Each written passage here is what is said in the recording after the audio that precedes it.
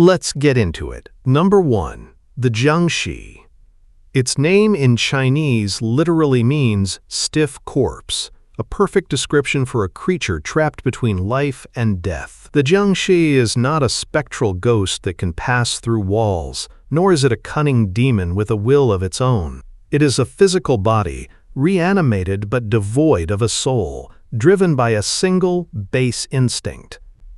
According to ancient folklore, the creation of a Jiangshi is a perversion of the natural order, and it can happen in several ways. A soul bound by intense rage, sorrow, or a burning desire for revenge can refuse to leave its mortal shell, anchoring it to the world and twisting it into an undead form. The very land itself can create them.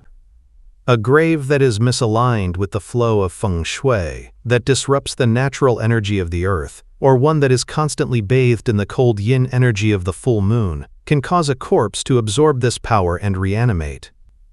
The curse is also contagious. A single bite from a Jiangshi can poison the body and soul of its victim, ensuring that they too will rise from the grave. In some tales, a direct strike from lightning upon a coffin is seen as a perversion of heavenly power, unnaturally jolting the dead back to a semblance of life. Finally, there are whispers of a dark art, practiced by corrupt sorcerers who could intentionally create these horrors for their own nefarious purposes. Visually, the Jiangshi is an unforgettable icon. They are most famously depicted wearing the official court robes of the Qing dynasty. This isn't a supernatural uniform, but a historical artifact. As the last imperial dynasty of China, its imagery became cemented in the folklore that followed. Their bodies are completely rigid, with rigor mortis having permanently locked their joints, forcing them into their signature unnatural hopping gait.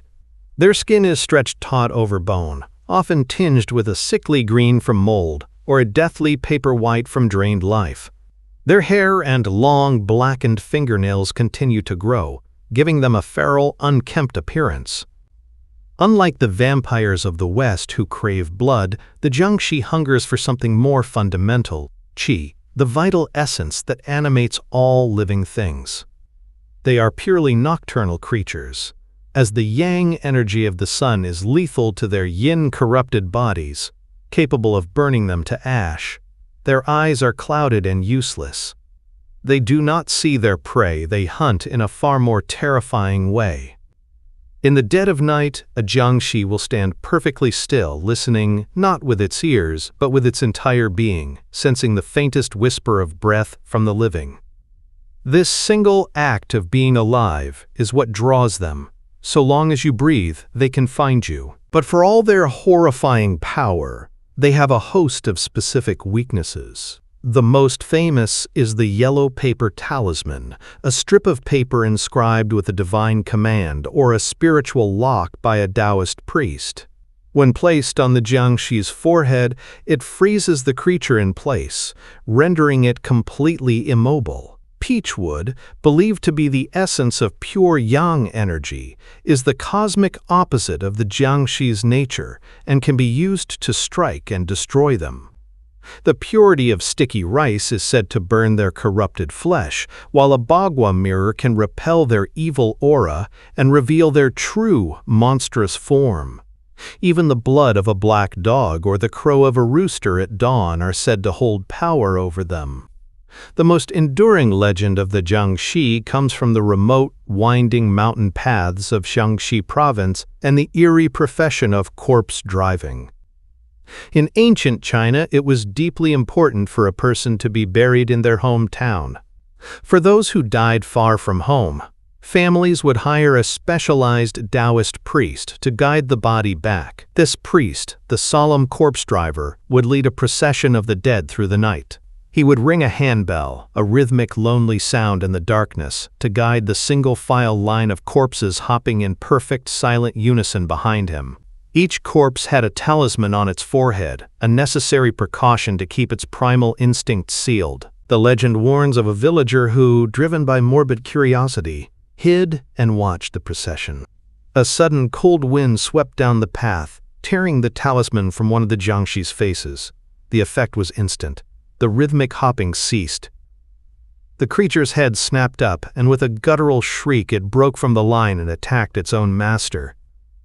The priest was forced into a desperate battle, using his peachwood sword and ritual bell to finally subdue the enraged creature and reapply the seal. From that day forward, the rule of never looking upon the corpse drivers became an absolute law, born of terror. The Jiangshi is more than just a hopping monster. It is a physical manifestation of unresolved grievances, a violation of the natural order, and a powerful symbol of the fear of death itself. Number 2. The Kuchisake-onna. On the lonely, dimly lit streets of Japan, a modern specter haunts the shadows. Her name, whispered in classrooms and across the internet, is the Kuchisake-onna, which translates to the slit-mouthed woman. She is not a creature from ancient mythology, but an onryo, a vengeful ghost born from an act of unspeakable violence that has bound her to our world. Her origin is a story of beauty destroyed by jealousy. The most famous tale speaks of a samurai's stunningly beautiful wife in feudal Japan. Consumed by a paranoid belief that she was unfaithful, the samurai took his sword and, in a fit of rage, sliced her mouth open from ear to ear, screaming, "Who will think you are beautiful now?" Modern versions reimagine this tragedy, grounding it in contemporary fears.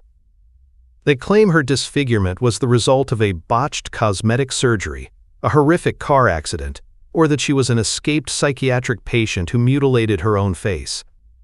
Whatever the cause, her spirit now roams the earth, driven by a singular need to share her pain and torment others. The true terror of the Kuchisake-onna lies in her disguise.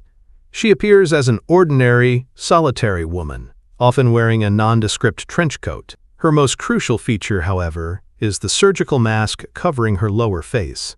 This common accessory, worn by millions in Japan for health reasons, allows her to blend in seamlessly.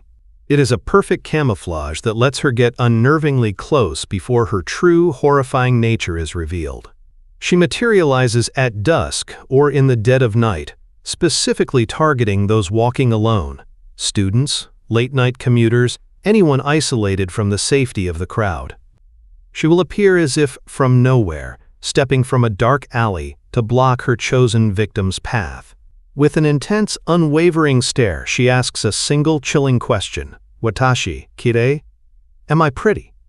The victim is now trapped. There is no safe answer. If they respond with no, they have insulted her fragile ego. She will not hesitate.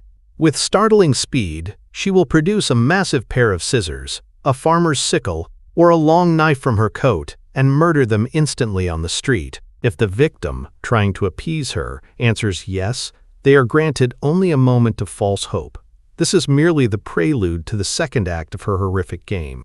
Keeping her eyes locked on theirs, she will slowly, deliberately, lower her surgical mask. The reveal is a vision of pure horror. Her face is bisected by a grotesque, permanent wound, a gaping, bloody smile carved from ear to ear, exposing her gums and teeth in a terrifying grin. She leans in closer, her voice dropping to a guttural rasp, and asks the second, final question, "Kore demo?" How about now? To scream, to run, or to answer no at this stage means death. Enraged by the victim's terror and rejection, she will attack with inhuman ferocity. Some legends claim she will slice her victim clean in half. Others, perhaps more cruelly, say she will use her scissors to carve the exact same wound into their face, forcing them to share her eternal disfigurement. Answering yes a second time is no escape either. She will follow the victim all the way to their home and murder them on their own doorstep that night. Escape is nearly impossible, but survival strategies have become part of her lore. The key is to derail her rigid script with a confusing, non-committal answer. Replying with, "You look average," or "so-so," perplexes her. Her vengeful spirit is programmed for a simple yes or no path, and this ambiguity buys the victim a few precious seconds to turn and run for their life. Another tactic is distraction.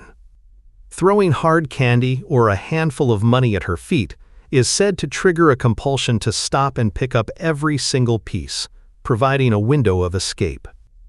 A final, more bizarre countermeasure is to say the word pomade 3 times.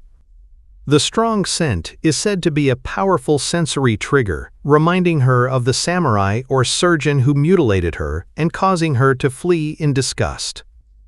The legend of the Kuchisake-onna grew so powerful that in 1979, it caused a genuine social panic across Japan. Reports of sightings flooded police stations, and schools began escorting children home in groups for their safety. She is the ultimate urban boogeyman, a tragic figure twisted into a monster, representing the terrifying modern fear that random, inexplicable violence can be hiding behind any ordinary face, waiting on any quiet street to ask you a simple, deadly question. Number 3. The Wendigo. Deep within the vast, frozen forests of North America, where the winter winds howl like a hungry wolf and the trees are skeletal fingers scratching at a gray sky, there lurks a legend born of desperation and ice. It is a spirit of the lonely places, an entity known by the Algonquian peoples as the Wendigo. It is not merely a monster that one might stumble upon. It is a horror that one can become. The Wendigo is a cautionary tale, a symbol of what happens when human greed and insatiable hunger corrupt the soul. The transformation into a Wendigo is a horrifying descent from man to monster, almost always beginning with a taboo act, cannibalism. The tale speaks of a hunter or a traveler, lost and snowbound during a brutal winter. As starvation gnaws at their sanity, they are faced with an unthinkable choice: eat the flesh of a fallen companion to survive or perish. By committing this act, they invite a malevolent spirit into their heart. This spirit, the Wendigo, is the embodiment of gluttony and excess. It latches onto the flicker of selfishness in the survivor's soul and consumes them from the inside out, turning their body into a vessel for its own unending hunger. But a Wendigo can also be born from a different kind of hunger: greed. A person who hoards resources while their community starves, who is consumed by a lust for wealth or power, can also attract the spirit. Their insatiable desire for more becomes a literal, physical hunger that can never be satisfied. The human is erased, replaced by a monstrous craving for human flesh. The legend served as a vital cultural warning against selfishness and a stark reminder of the importance of community in the face of brutal hardship. Its appearance is a grotesque paradox. The creature is often described as being unnervingly tall and emaciated, a skeletal figure whose desiccated skin is pulled taut over its protruding bones, giving it the appearance of a walking corpse recently unearthed from frozen ground.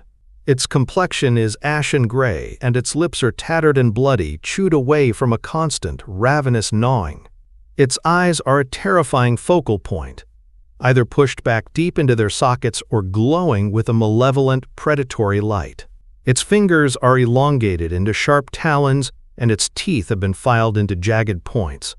Despite its starved appearance, the Wendigo possesses immense, supernatural strength and speed, a physical manifestation of its insatiable spiritual hunger. It is often said to reek of decay and the cold, sterile smell of the deep woods in winter. The Wendigo is a perfect hunter, a master of psychological terror. It is said to move with a phantom-like quickness, flitting between trees so silently that its victims are unaware of its presence until it is too late. Its most terrifying ability is its perfect vocal mimicry. It can imitate the cry of a baby, the scream of a woman, or the pleading voice of a loved one, using these sounds to lure people out of the safety of their homes and into the darkness of the forest. To hear the call of the Wendigo is to feel an unearthly chill settle deep in your bones, as if the air itself has been flash-frozen. The forest falls deathly silent just before its attack. No birds chirp, no insects buzz, as all of nature holds its breath in terror. The curse of the Wendigo is contagious, not through a bite but spiritually. Those who spend too long in its presence or survive an attack are said to be haunted by nightmares and an emerging desire for human flesh, a condition modern psychology has termed, quote, Wendigo psychosis. Defeating such a creature is nearly impossible for an ordinary person. Conventional weapons are all but useless against its supernatural form. You cannot shoot a spirit of hunger. The only true weakness of the Wendigo, the only force capable of destroying it, is fire. Fire is the antithesis of the creature. It is warmth, life, and community, everything the cold, solitary Wendigo stands against. According to the legends, to truly kill a Wendigo, one must somehow subdue it and melt its heart of ice in a roaring fire. Only when its frozen heart is reduced to ash can the spirit be vanquished. For this reason, shamans and spiritual leaders were the only ones equipped to truly fight the creature, using ritual and sacred knowledge to combat its evil. The Wendigo endures as more than just a campfire story. It is a powerful symbol of the dark potential that lies within humanity, a warning that the greatest monster is not always some beast in the woods, but the hunger that can awaken within our own hearts. Number 4. The Golem. In the late 16th century, within the labyrinthine cobblestone streets of Prague's Jewish ghetto, a palpable fear hung in the air.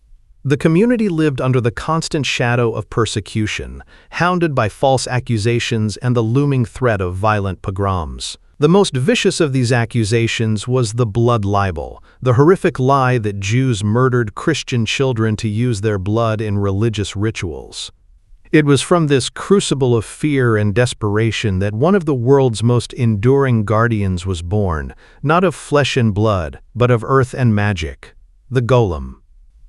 This creature was the masterwork of the era's most revered scholar and mystic, Rabbi Judah Loew ben Bezalel, known as the Maharal of Prague. Seeing his people on the brink of destruction, the rabbi turned to the sacred and mystical arts of the Kabbalah. According to the legend, he led his two most trusted disciples to the banks of the Vltava River in the dead of night. There, under the faint light of the moon, they sculpted a hulking humanoid figure from the wet river clay. The creation was not a simple act of sculpting. It was a profound ritual. The disciples circled the clay figure, each representing a fundamental element. One walked around it chanting, invoking the properties of fire. The other circled in the opposite direction, invoking water. Finally, the Maharal himself circled the figure, invoking air, and together they chanted the sacred verses that would breathe a semblance of life into the unformed earth. The final, most crucial step was the implantation of the Shem. The rabbi wrote a sacred name of God on a piece of parchment and placed it into the Golem's mouth. At that moment, the clay figure's eyes, which had been blank and lifeless, began to glow with a dull red light. It slowly, stiffly, rose to its feet. The Golem of Prague was alive. Its appearance was formidable. It stood immensely tall and broad, a featureless giant made of hardened mud and clay, its movements slow and deliberate. It possessed no free will, no voice, and no soul. It was a perfect automaton, a silent sentinel whose only purpose was to obey the commands of its creator. Rabbi Loew gave it the name Yosef and instructed it to patrol the ghetto streets, its shambling, unstoppable gait a powerful deterrent to any who would bring harm to the community. The Golem could uncover plots, identify those planting false evidence, and possessed supernatural strength capable of overpowering any mob of attackers. It was, for a time, the perfect protector. The true power and the source of its danger resided in the Shem. The parchment was the key to its animation. Every Friday evening, before the beginning of the Sabbath, the sacred day of rest, Rabbi Loew would remove the Shem from the Golem's mouth, returning it to a harmless statue of clay until the day of rest had passed. But one fateful Friday evening, the aging rabbi, preoccupied with preparing for the Sabbath services, forgot. He entered the synagogue, leaving the Golem activated, the divine name of God still burning with life inside its mouth. Without orders and unable to be at rest on the holy day, the Golem's immense power turned chaotic. It became a force of nature without a guiding hand. It began a rampage of mindless destruction, tearing through the very ghetto it was built to protect. Its heavy footsteps shook the foundations of buildings, and with its raw strength, it uprooted trees and smashed market stalls. Panic erupted as the community's savior turned into an uncontrollable menace. Alerted to the chaos, Rabbi Lo rushed from the synagogue and confronted his creation. Standing before the raging giant, he used his authority as its master to command it to stop. In that moment of stillness, the rabbi reached up and pulled the parchment from the golem's mouth. The light in its eyes instantly extinguished. The raw, divine energy animating it vanished, and the immense figure of mud and clay froze, then crumbled into a lifeless heap on the cobblestones. The Maharal, realizing he had created a power too great to be safely controlled, decreed that the golem should never be awakened again. The remains, the dust and clay of the fallen giant, were gathered and carried to the attic of Prague's Old New Synagogue.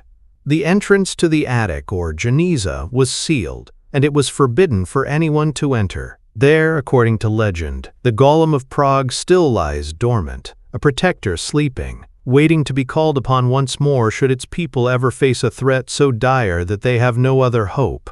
It remains a powerful symbol of resilience, a testament to the idea that great power requires great control, and a timeless story of a monster created not from evil, but from a desperate need for salvation. Number 5.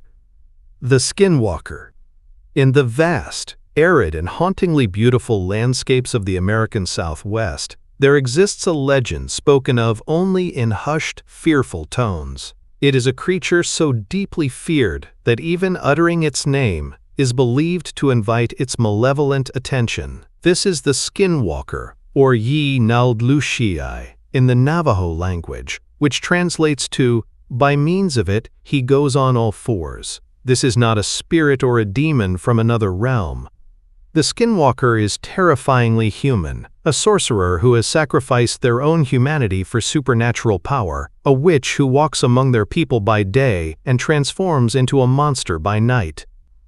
Unlike creatures born of a curse or accident, becoming a skinwalker is a deliberate and heinous choice. They are known within the Navajo, or Dine, tradition as a type of witch who has turned away from the cultural principles of balance and harmony known as Hosho.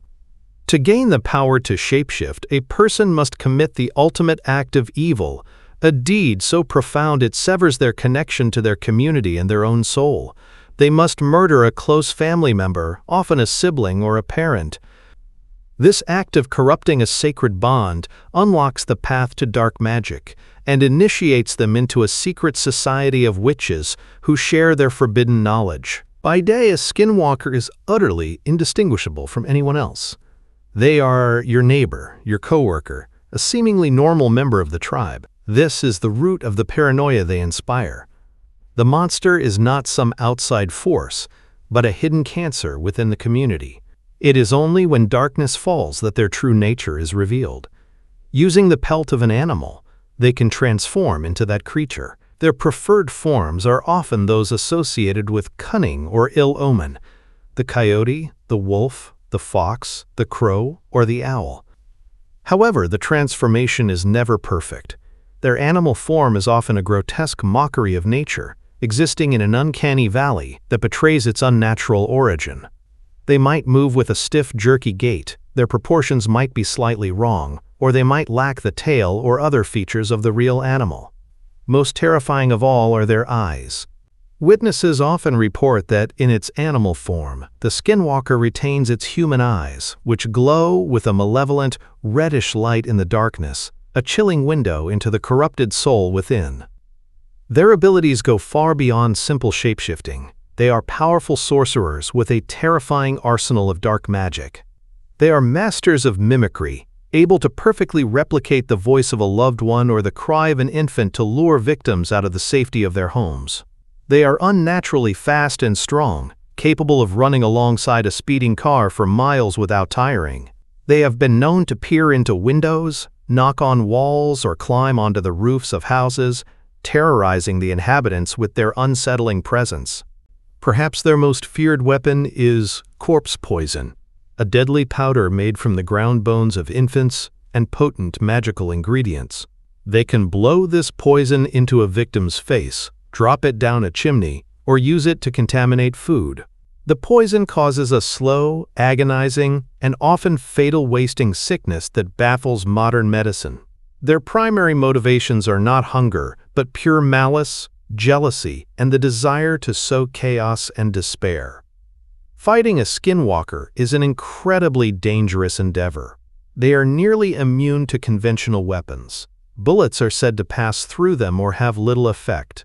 According to belief, even speaking about them can draw their focus. The only true defense lies in sacred knowledge. Only a powerful Navajo medicine man, a Hata'aliya, who lives in accordance with the principles of harmony, has the spiritual strength to combat a skinwalker through powerful ceremonies, chants, and protective rituals.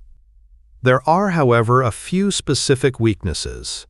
A bullet or a knife dipped in white ash, the ash of a sacred fire, is said to be one of the only physical weapons capable of harming or killing them. But the ultimate weapon against a skinwalker is knowledge.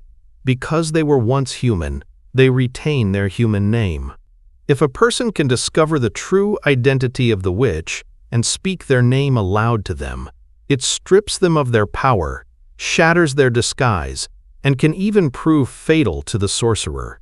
This is the greatest risk, as accusing the wrong person could be a deadly mistake, and failing to stop the right one is even worse.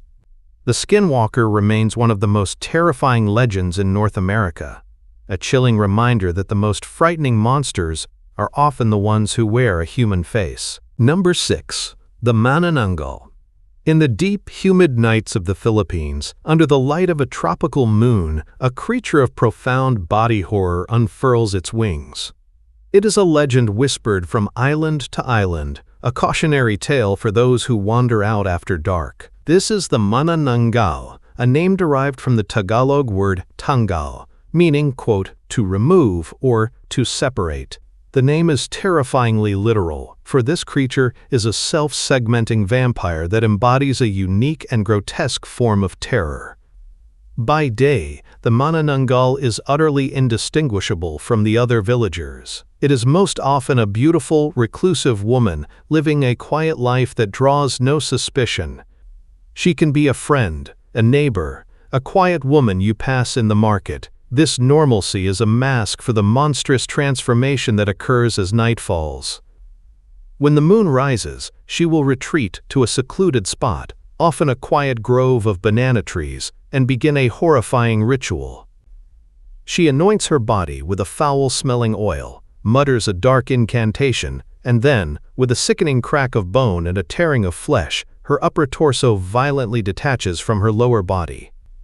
Her lower half, legs and hips, remain standing, motionless and vulnerable where she left it. Her upper half, however, sprouts enormous, leathery, bat-like wings from her back. Her fingers elongate into sharp talons, and her true hunt begins. She launches herself into the night sky, a horrifying vision of a flying torso, trailing her entrails and organs behind her as she soars through the darkness. The Manananggal is a specific type of vampire, driven by a craving not for blood, but for the most vulnerable of human life. Her primary targets are pregnant women. She uses her razor-sharp senses to locate their homes, often drawn by the scent of the fetus. She will land silently on the roof of the house, and with a supernatural ability, she unfurls a long, thread-thin, proboscis-like tongue. She lowers this tongue through any small crack in the roof, a gap in the nipa thatch or between tiles, and delicately snakes it down into the womb of the sleeping mother. With surgical precision, she sucks out the heart of the developing fetus, leaving the mother to miscarry a lifeless child in the morning. If she cannot find a pregnant woman, she will prey upon newlyweds or young children, feeding on their hearts and internal organs. This creature instills a deep cultural fear of the night, especially in rural communities. The sound of a bird called the tik-tik is believed to be the Manananggal in disguise, a sound that grows fainter as she gets closer to trick her prey into a false sense of security. Her presence is a direct assault on the family, targeting the promise of new life before it can even begin. Despite her terrifying power in the air, the Manananggal has a glaring and fatal weakness, her severed lower half. It is her anchor to the mortal world, and she must rejoin with it before sunrise. If she fails to do so, the first rays of the sun will strike her, turning her to ash instantly. This creates a desperate race against time for both monster and hunter. The key to defeating her is to find her abandoned lower torso while she is out hunting. The prescribed method for her destruction is simple but specific. One must sprinkle crushed garlic, salt, or sacred ash onto the exposed, raw flesh of the standing lower half. These substances act as a potent acid, searing the flesh and preventing the upper torso from being able to properly reattach. When the Manananggal returns at dawn, frantic to reunite with her body, she will find her anchor corrupted. She will circle desperately from above, trying again and again to fuse back together, but the salt and ash will repel her. Trapped in her monstrous form, she is caught by the rising sun, and with a final, agonizing shriek, she bursts into flame and disintegrates into nothingness. Other deterrents are also used to keep her at bay. Placing pots of uncooked rice, salt, or garlic cloves on windowsills and around the house is believed to create a protective barrier. The creature is said to have an aversion to daggers and the sting of a stingray's tail, known as a buntot pagi, which is often used as a ritual whip to drive her away. The Manananggal is a uniquely Filipino horror, a terrifying blend of vampire and witch, whose grisly method of self-mutilation makes her one of the most visually disturbing and unforgettable monsters in all of folklore. Number 7. The Kelpie. Along the fog-shrouded banks of the lochs and rivers of Scotland, where the water runs dark and cold, there lurks a creature of treacherous beauty. It is a malevolent water spirit, a shapeshifter whose legend was born to explain the sudden, inexplicable disappearances of those who wandered too close to the water's edge. This is the Kelpie, a monster that wears a mask of profound allure to hide a heart of pure malice. Its most common and most deceptive form is that of a magnificent horse. It will appear on a riverbank or a lakeside path, seemingly lost and docile. Its coat might be a brilliant, spectral white or a sleek, glistening black, its muscles powerful, its mane and tail beautifully braided. It often appears with a bridle and saddle already in place, as if it is merely a stray steed waiting for a rider. To a weary traveler or a curious child, the sight is irresistible, a chance to ride a beautiful animal and ease their journey. This is the beginning of the trap. The Kelpie's power lies in a potent enchantment woven into its very being. The moment a person lays a hand upon its hide, their skin becomes magically bonded to it, as if fused by an unbreakable glue. The more they struggle, the more hopelessly ensnared they become. Once the victim is secured, the creature's gentle facade shatters. Its eyes, once soft and placid, begin to glow with a demonic, fiery light. A low growl rumbles in its chest, and with a terrifying snort, it bolts. It gallops with supernatural speed, not away from the water, but directly towards it. The trapped victim can do nothing but scream as they are dragged helplessly towards the deepest, coldest part of the loch or river. The Kelpie plunges into the icy depths without hesitation. The victim's fate is sealed in a rush of frigid water and crushing pressure.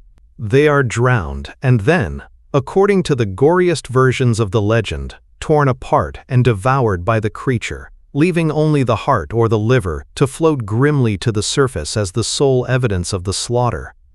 But the Kelpie is not limited to an equine form. Its shape-shifting abilities allow it to weave a different kind of trap, one aimed at the hearts of men and women. It can emerge from the water as a stunningly handsome man, often with wet, tangled hair and a charismatic charm. In other tales, it takes the form of a beautiful woman in a green dress, sitting by the water and weeping to lure in compassionate rescuers. They use seduction and trickery to entice their victims to the water's edge, promising a romantic stroll or asking for help. However, there is always a tell, a small detail that betrays their otherworldly nature. Their hair is often tangled with water weeds and reeds from the loch. Their skin is unnaturally cold and clammy to the touch. like that of a corpse. But often, by the time the victim notices these unsettling clues, it is too late.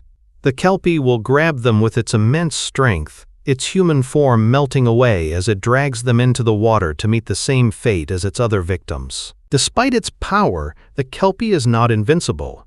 Its entire magical essence is concentrated in its bridle.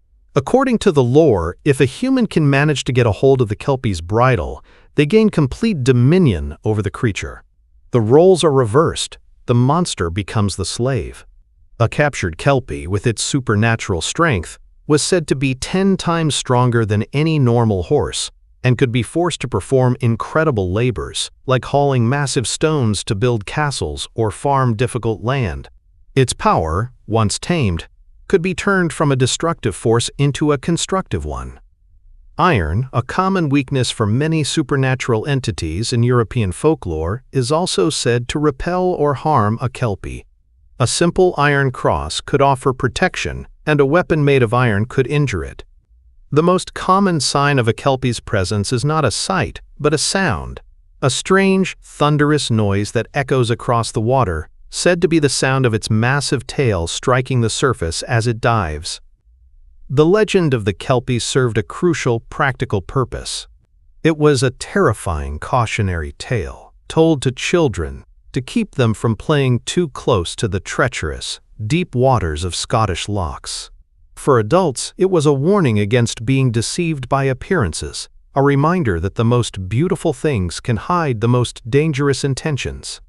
It embodies the very nature of the water it inhabits, beautiful and serene on the surface, but concealing a cold, dark, and deadly power beneath. Number 8. The Bunyip. In the billabong swamps and murky waterholes of the Australian outback, there exists a legend as old as the continent itself. It is a creature whose name strikes a primal fear into those who live near the water, a cryptid whose terrifying, booming cry echoing across the wetlands at night is enough to send anyone running for shelter. This is the Bunyip, a spirit of the dark water and a cornerstone of Aboriginal Australian folklore. The name Bunyip is believed to translate to devil or evil spirit in the language of the Wemba Wemba people, but its legend is shared across countless different Aboriginal nations, each with its own name and variations. This is a creature not of a single story, but of a continent's collective fear of the unknown that lurks just beneath the surface of the water. Its physical description is notoriously inconsistent, a testament to a monster that is more felt than seen. Some accounts describe it as a massive, furry creature, part dog and part hippopotamus, with a long neck, a horse-like mane, and large tusks or fangs. Others depict it as being more reptilian or amphibious, with slick, dark skin, fins, and a crocodilian head. Still others claim it as features of an enormous starfish or a feathered beast. This lack of a single, definitive appearance only adds to its mystique and terror. The one common thread in almost all descriptions is its habitat.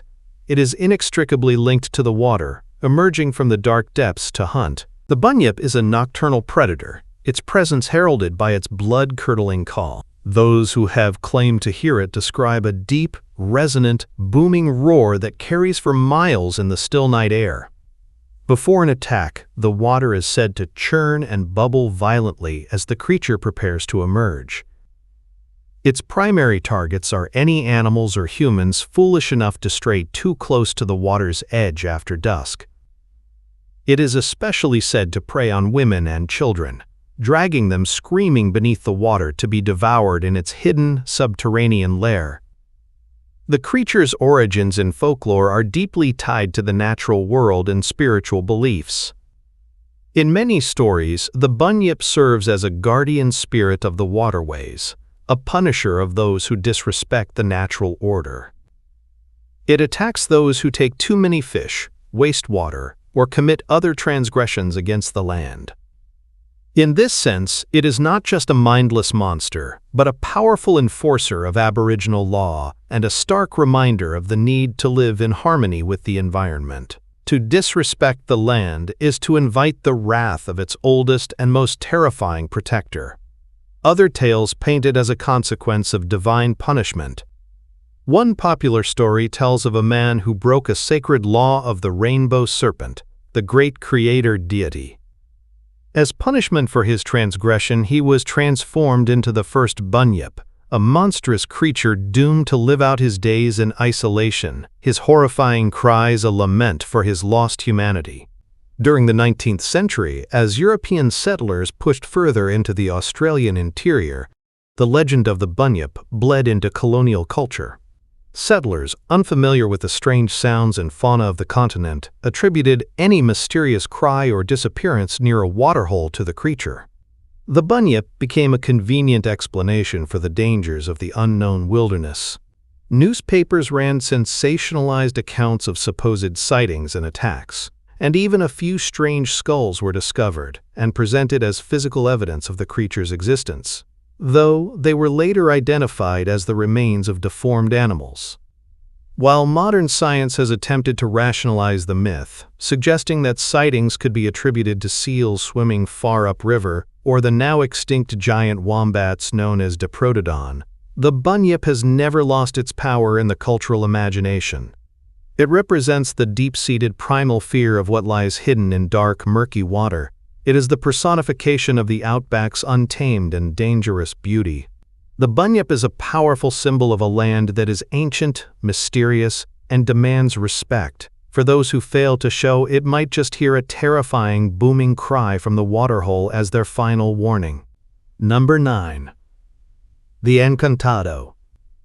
Deep within the labyrinthine waterways of the Amazon River basin, where the jungle canopy creates a world of perpetual twilight, lives a creature that embodies the river's dual nature, beautiful yet perilous, life-giving yet deadly. This is the Encantado, the Enchanted One, a shape-shifting freshwater dolphin with a supernatural allure that has captivated and terrified river communities for centuries.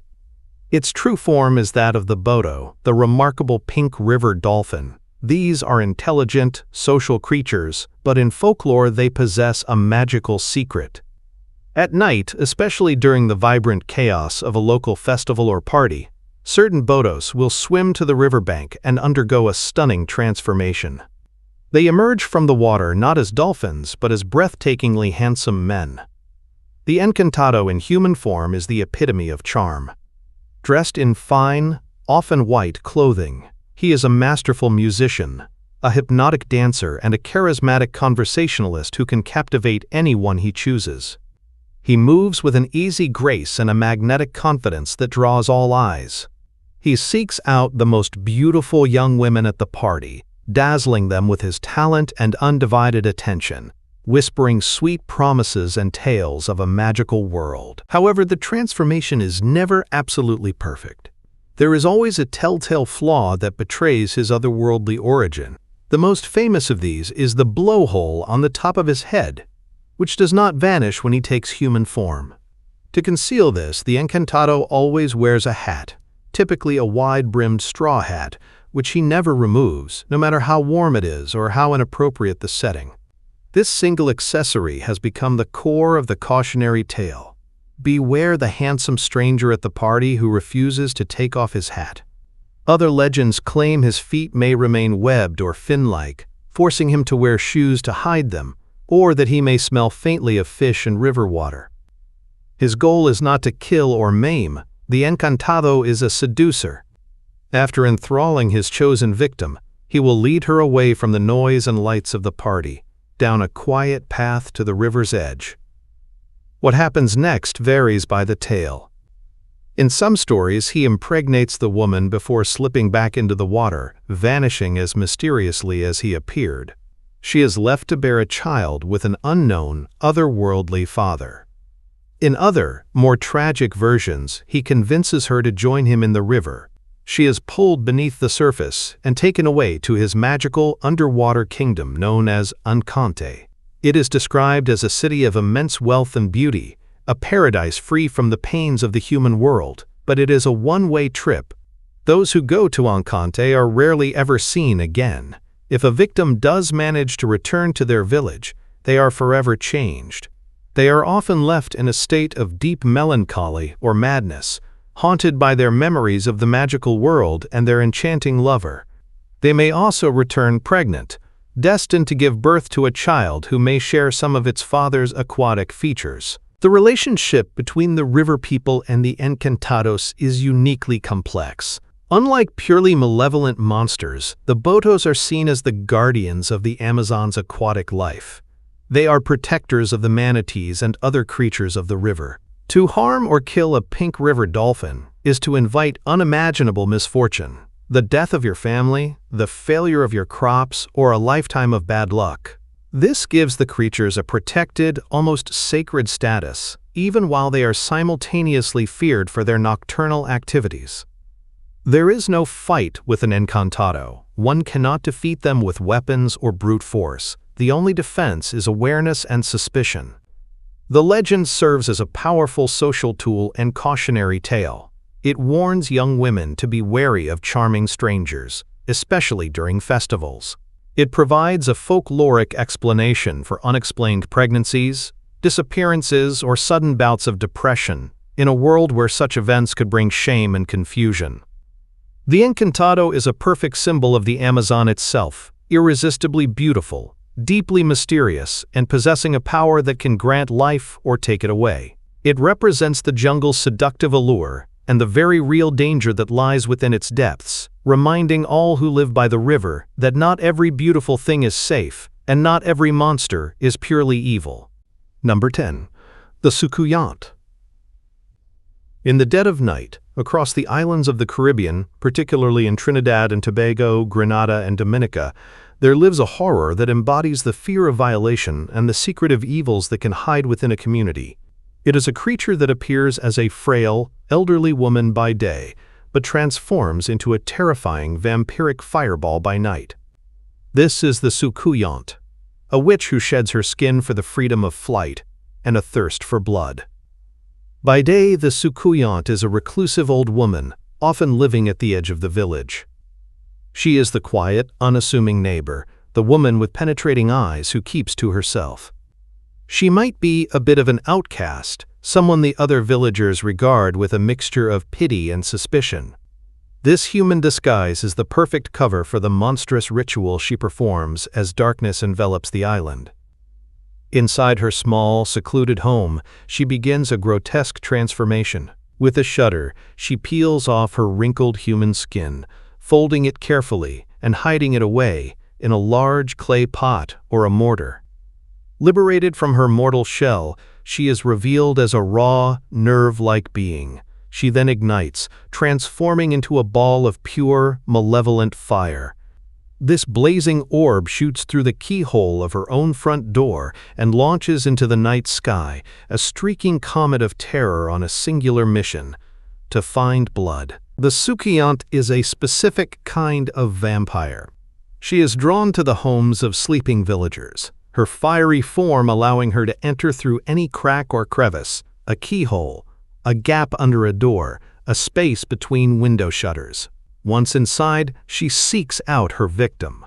She will settle on their body and, with a silent, painless bite, begin to drink their blood from an artery, often in the neck, arms, or legs.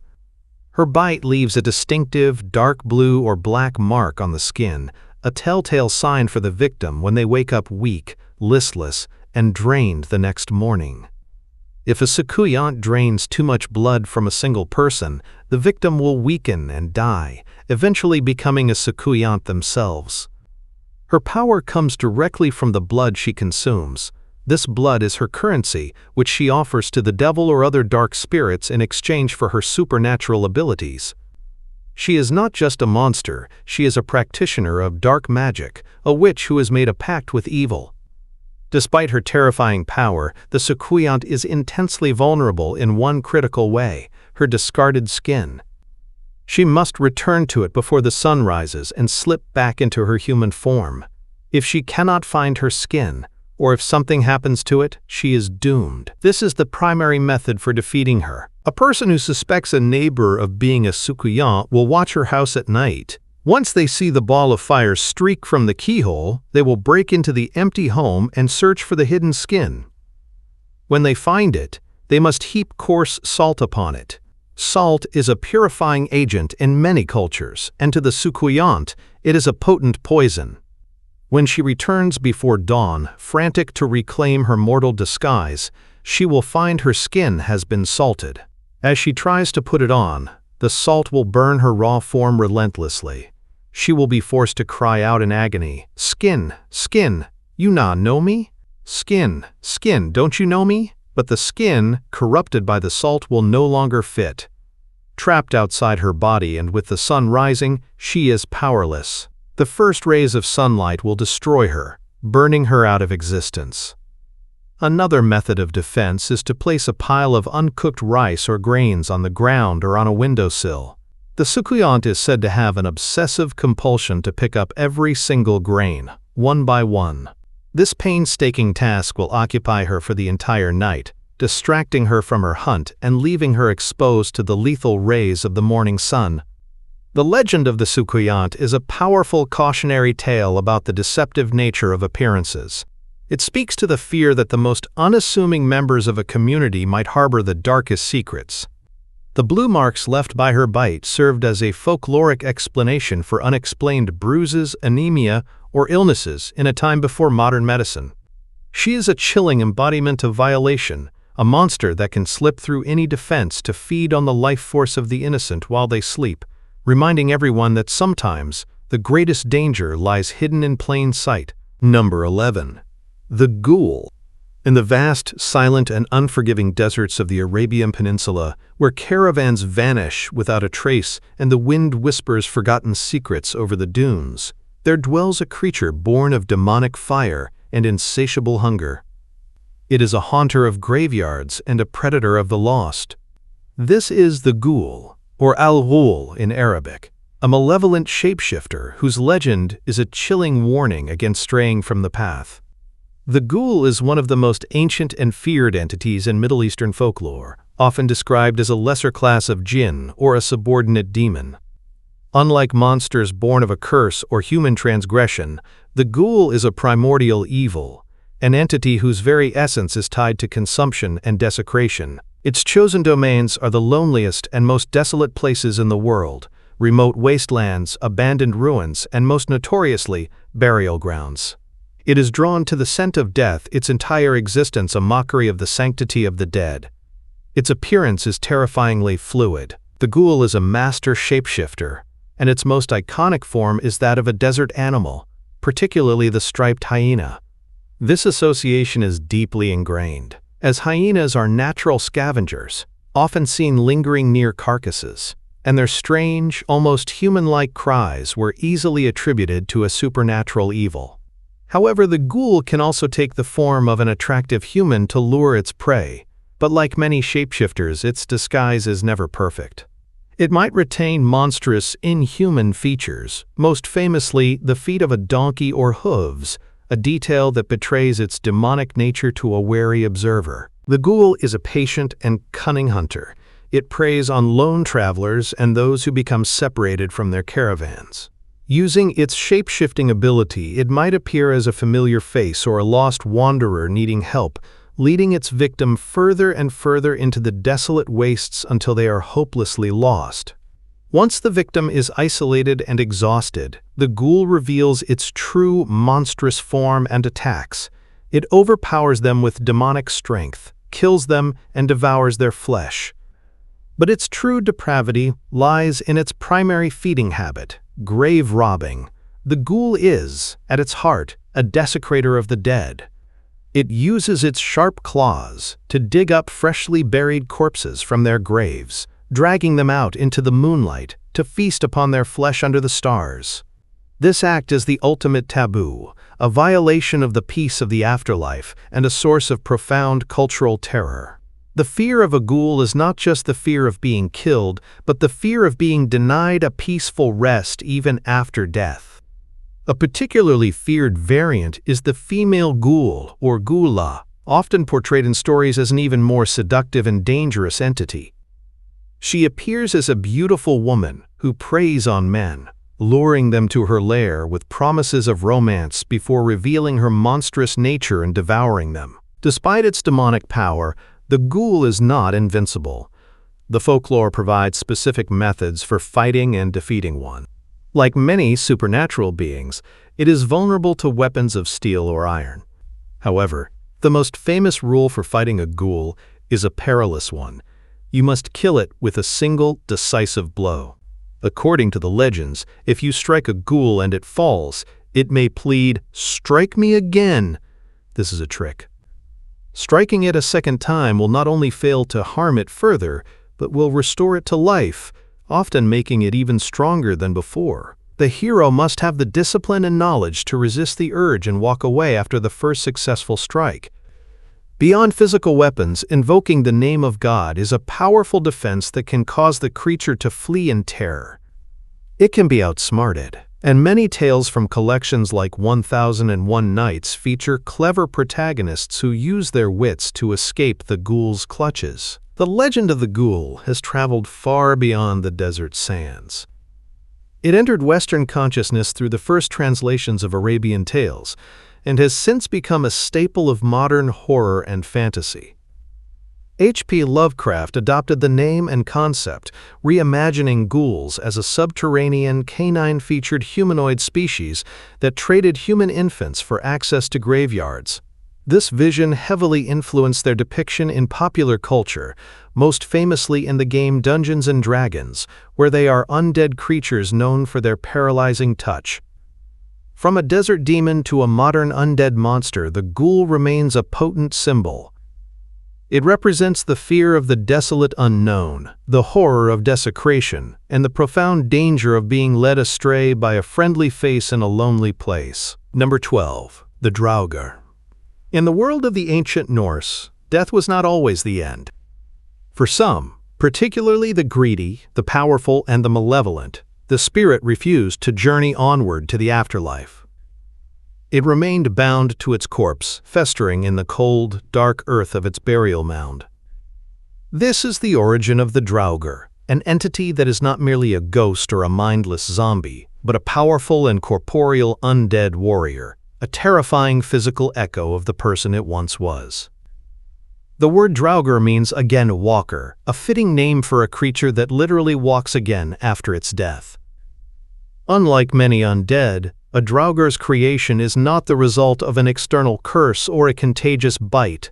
Instead, it is an extension of the individual's own will. A Viking chieftain or a powerful warrior who was immensely proud, possessive of their treasure, or cruel in life, could simply refuse to stay dead. Their powerful personality and unyielding will would anchor them to their physical remains, allowing them to cling to a twisted form of life within their tomb. The grave, meant to be a final resting place, becomes their personal kingdom, and they its eternally jealous king.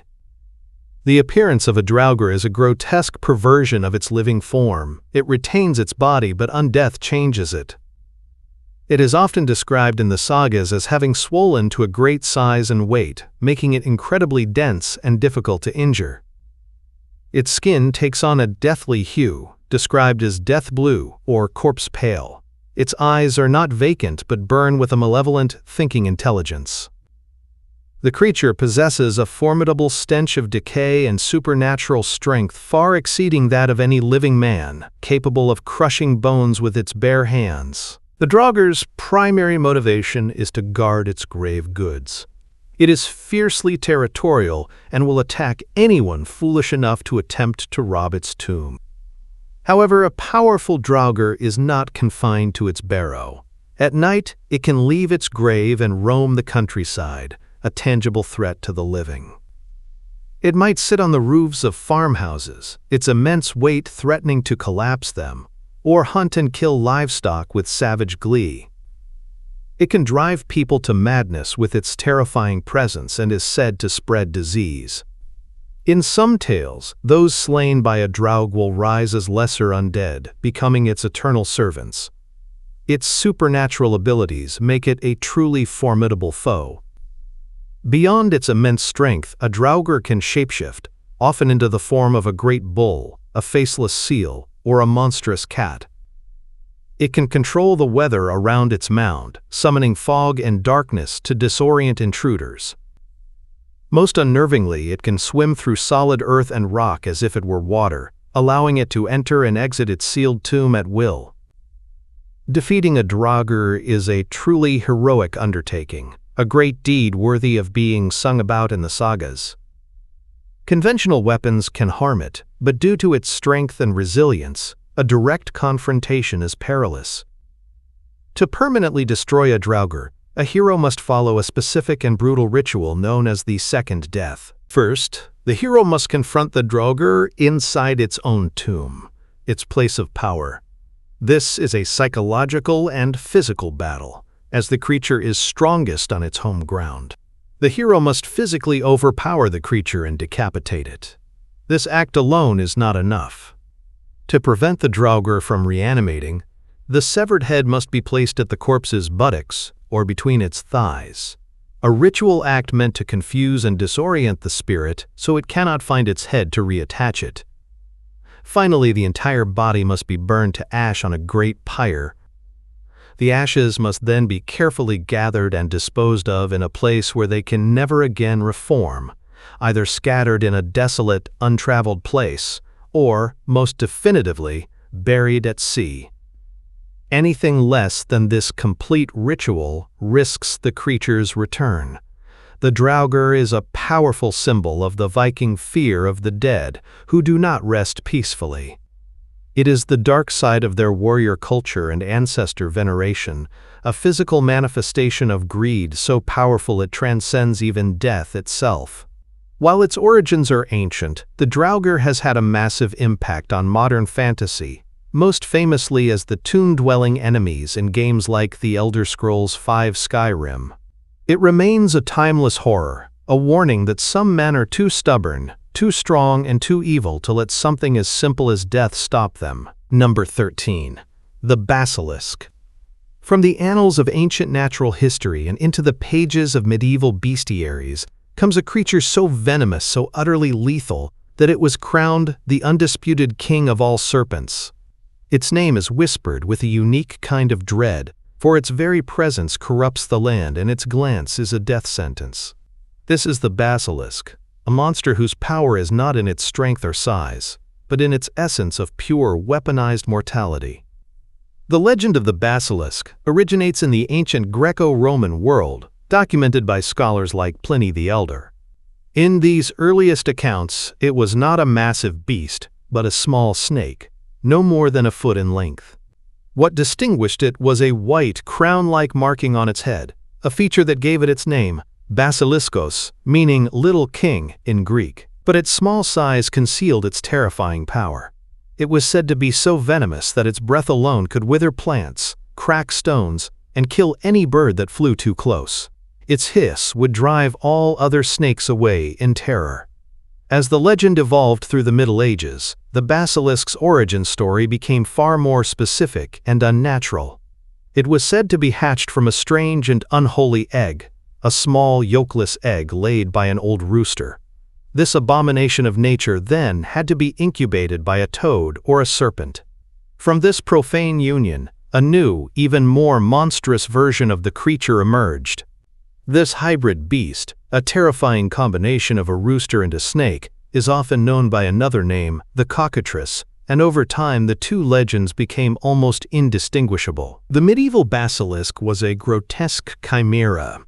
It might have the head and torso of a rooster, but with a long serpentine tail, tipped with a venomous barb. Its wings were not feathered, but leathery and bat-like. Its crow was not a herald of the dawn, but an omen of death. This creature inherited all the lethal properties of its serpentine predecessor and amplified them. Its primary weapon was its infamous gaze. To meet the eyes of a basilisk was to die instantly, your life extinguished in a single moment. There was no defense and no escape. But its other abilities were no less fearsome. Its breath was a poisonous vapor that killed from a distance. Its venom was so potent that it defied all logic. Pliny the Elder tells a famous story of a rider who speared a basilisk from horseback. The venom was so virulent that it surged up the shaft of the spear, killing not only the man, but also the horse he was riding. Despite its immense power, the King of Serpents had a few specific and peculiar weaknesses. Its first and most famous mortal enemy was the weasel. For reasons unexplained by the ancient writers, the scent of a weasel was supposedly fatal to the basilisk. To kill one, a person could throw a weasel into its lair. The courageous weasel would attack the serpent, but the battle was almost always a suicide mission, with the weasel perishing from the basilisk's venom even as it delivered the fatal bite. Its second weakness was tied directly to its unnatural birth. The sound of a rooster's crow, the very sound associated with its foul parent, was lethal to it. A person traveling in lands thought to be inhabited by basilisks was advised to carry a rooster with them as both a living alarm system and a potent weapon. The ultimate method for defeating a basilisk, however, was to turn its own power against itself. Because its killing gaze was a line-of-sight power, it was vulnerable to its own reflection. A hero or knight would enter the basilisk's lair, armed not with a sword, but with a highly polished shield or a large mirror. By ensuring the creature only saw its own horrifying reflection, its deadly gaze would be turned back upon itself, killing it instantly with its own power. The basilisk remains a foundational monster of Western lore, a timeless symbol of how the most deadly threats can come in the smallest packages, and a creature whose lethal stare has cemented its place as the one and only King of Serpents. Number 14. The Baba Yaga. In the deepest, darkest forests of Slavic folklore, in a place where the path disappears and civilization is just a distant memory, there lives a supernatural being who is neither purely a villain nor a benefactor. She is a force of nature, a keeper of ancient magic, and one of the most memorable and terrifying figures in all of folklore. This is the Baba Yaga. She is most often described as a terrifyingly old crone, a bony-legged hag with a long, crooked nose that is said to touch the ceiling when she sleeps. Her most fearsome feature is her set of sharp iron teeth, which she uses to grind the bones of her victims. She is unpredictable, capricious, and immensely powerful, a figure who embodies the wild, untamable spirit of the deep woods. Baba Yaga does not live in a normal house. Her home is a character in its own right. A rustic log hut, an izbushka, that stands on a pair of enormous scaly chicken legs. This hut is sentient. It can walk, run, and turn on command. It typically faces away from any approaching visitor, deep in the forest, and will only turn to reveal its door when a specific magical incantation is spoken. Surrounding the hut is a fence made of human bones, each post topped with a human skull whose eye sockets glow with an eerie, supernatural fire in the darkness. Her mode of transport is just as bizarre and unique. Baba Yaga does not fly on a broomstick like a Western witch. Instead, she rides in a giant, hollowed-out mortar. She pushes herself through the air with the pestle, which she uses as a rudder.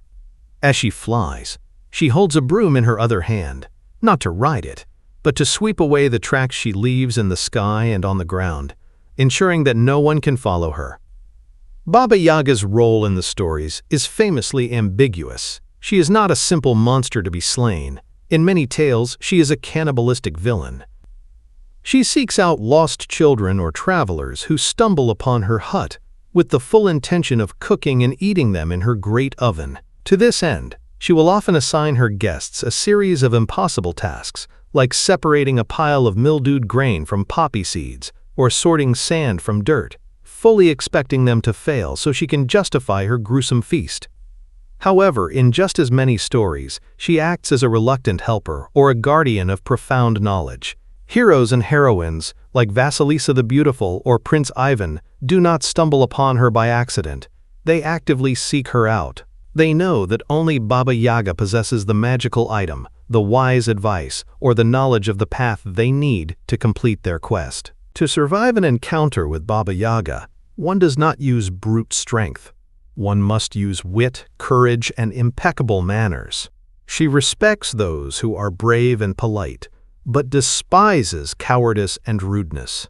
The hero must answer her questions cleverly and complete her impossible tasks, often with the help of a magical item given to them previously, like a magical doll, or by showing kindness to her animal servants. If the hero proves their worth, Baba Yaga will begrudgingly provide what they seek. She may give them a flying horse, a ball of yarn that rolls towards their destination, or the crucial information needed to defeat their main adversary.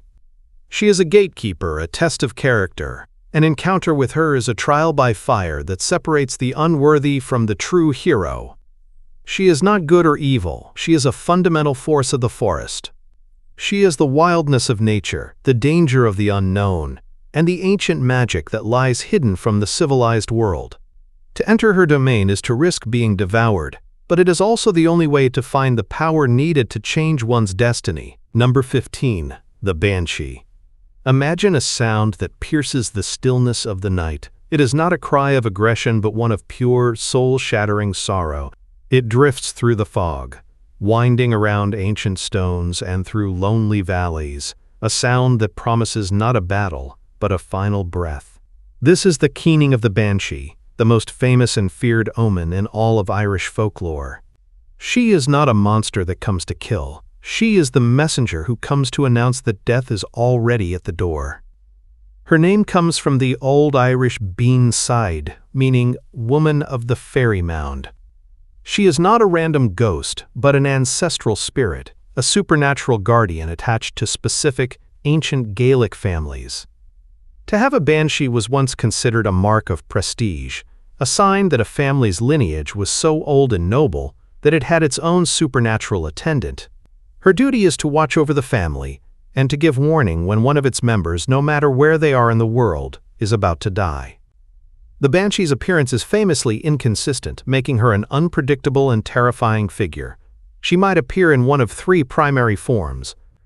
Sometimes she is a beautiful young woman with long, flowing hair, often white or silver, and eyes red from weeping.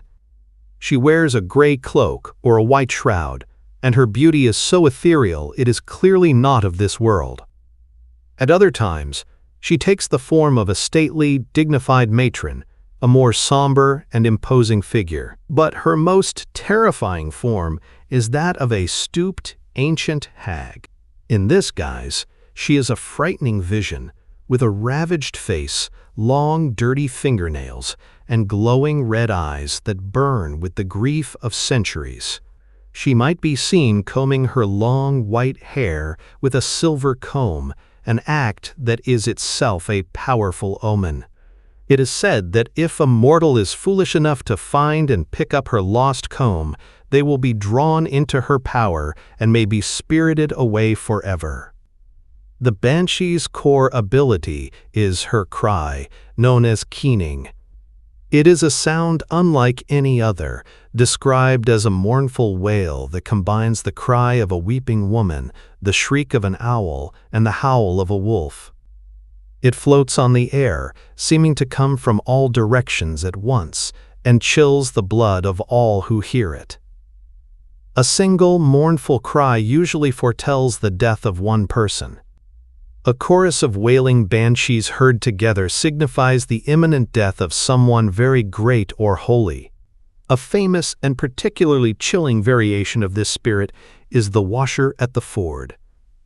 A traveler, alone at night, might come across a woman washing blood-stained clothing in a river or stream. The clothes she is frantically scrubbing are the burial shroud of the person who is watching her. To see the washer at the ford is to receive a direct vision of your own impending death. Interacting with her is perilous. She might answer questions, but the answers are truths you would rather not know. One does not fight a banshee. She is not a physical threat to be overcome with a sword or a spell. She is a spiritual messenger, a harbinger of a fate that is already sealed. To show her disrespect or to try and interfere with her vigil is to invite terrible misfortune upon yourself and your family. The only proper response to her cry is solemn respect, quiet reflection, and preparation for the inevitable sorrow to come. She is a complex and tragic figure, a guardian spirit bound by an eternal duty to mourn the descendants of the family she has watched over for centuries. The banshee is the embodiment of grief itself, a supernatural mourner whose cry is the final, sorrowful bridge between the world of the living and the moment of death. Number 16. The La Llorona.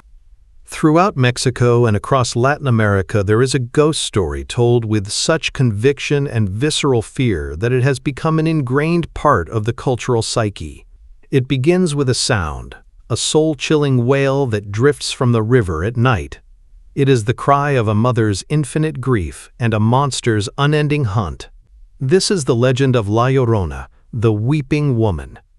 Her story is a tragic opera of love, betrayal, and an act so horrific it damned her soul for eternity. According to the most famous version of the tale, she was once a mortal woman named Maria, renowned in her village for her breathtaking beauty. She fell deeply in love with a wealthy and handsome nobleman who was charmed by her spirit.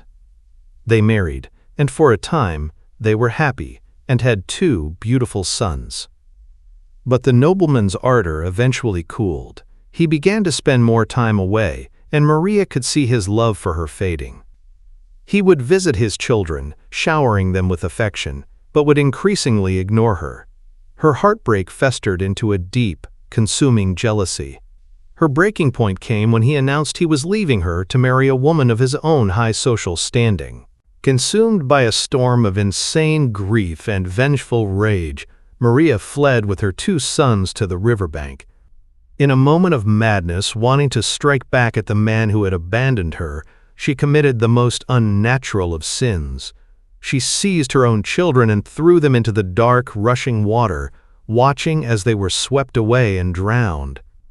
As the river silenced their cries, her rage instantly vanished, replaced by the cold, crushing realization of what she had done. Screaming their names in horror, she ran frantically along the riverbank, her hands outstretched as if she could pull them back from the depths. She searched for days, her white dress becoming tattered and torn, until she finally collapsed from grief and exhaustion and died on the same riverbank where she had murdered her children. But death offered her no peace. When her spirit arrived at the gates of the afterlife, she was barred from entry. The guardians asked her, "Where are your children?" She could not answer. She was condemned to wander the earth, trapped between the living world and the spirit world, until she could find the lost souls of her drowned sons. And so she wanders still. La Llorona appears as a tall, spectral figure, often seen gliding along bodies of water. She is clad in the same tattered, ghostly white gown she died in. Her face is often obscured by a veil or by her long, dark hair, but those who claim to have seen it describe a horrifying visage, a face twisted by eternal, agonizing sorrow.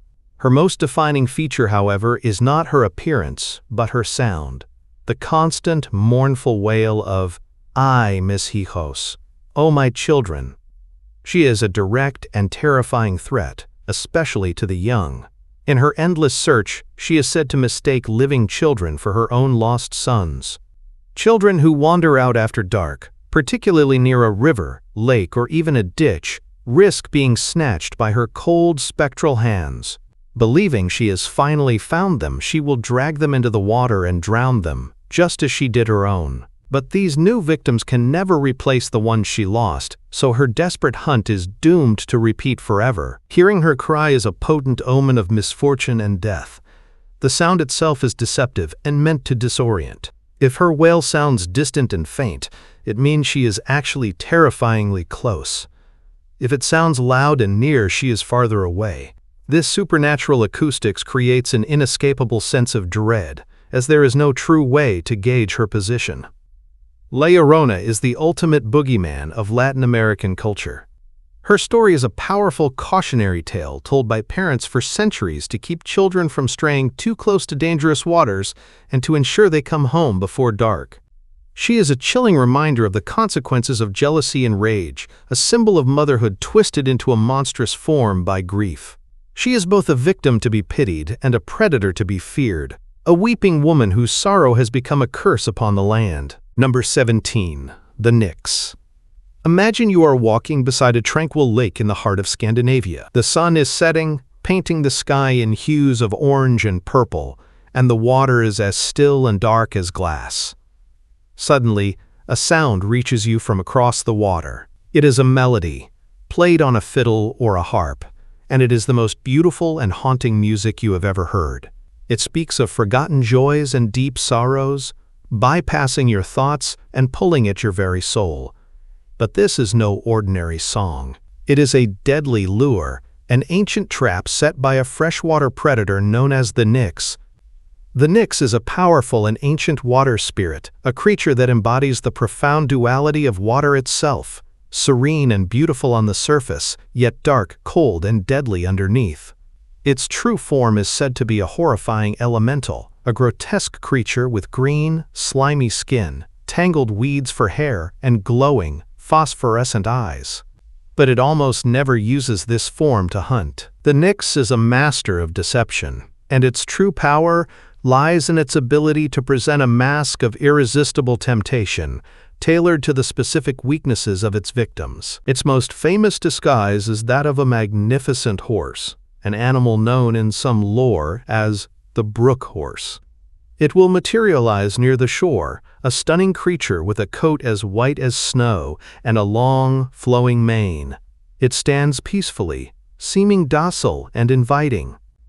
To a group of children playing near the water, this is a magical sight, an invitation to a fairy tale adventure. They will run to it, eager to touch it or climb onto its back for a ride. The first child who touches it finds their hand magically fused to its hide. The next child who touches the first becomes stuck to them, and so on, until a whole line of children are helplessly bound to the creature.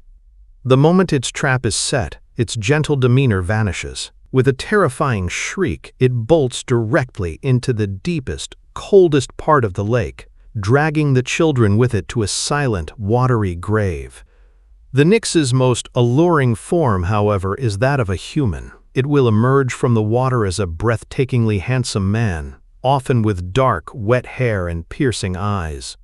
He will sit on a rock near a waterfall where the acoustics can carry his music for miles and play his enchanted instrument. The melody he plays is a form of powerful magic. It does not simply entertain, it hypnotizes. It worms its way into the listener's mind, making them forget their duties, their families, and even their own safety. They are compelled by an overwhelming urge to walk, as if in a trance, toward the source of the sound. A weary traveler, a lonely maiden, or a curious youth will find themselves drawn inexplicably toward the riverbank. They will see the handsome musician and feel an intense desire to get closer. But the Nyx's disguise is never completely perfect. If one could only break the spell of the music for a moment, they might notice a critical flaw. They might see that the man's fine clothes are constantly dripping wet, even on a dry day. They might spot a single green water lily tangled in his dark hair, or catch a glimpse of webbed feet hidden beneath his trousers. By the time these clues are noticed, it is usually too late. The musician will stop playing, his charming smile turning into a predator's grin, and he will grab his victim, pulling them into the depths forever. The spirit also preys on human greed. It can transform itself into a beautiful, inanimate object, like a gleaming silver chalice or a golden ring, floating tantalizingly on the water's surface. When a person wades into the water to retrieve the treasure, the object will revert to its true form, and the greedy individual is never seen again. Yet, there are ways to survive an encounter with the Nyx.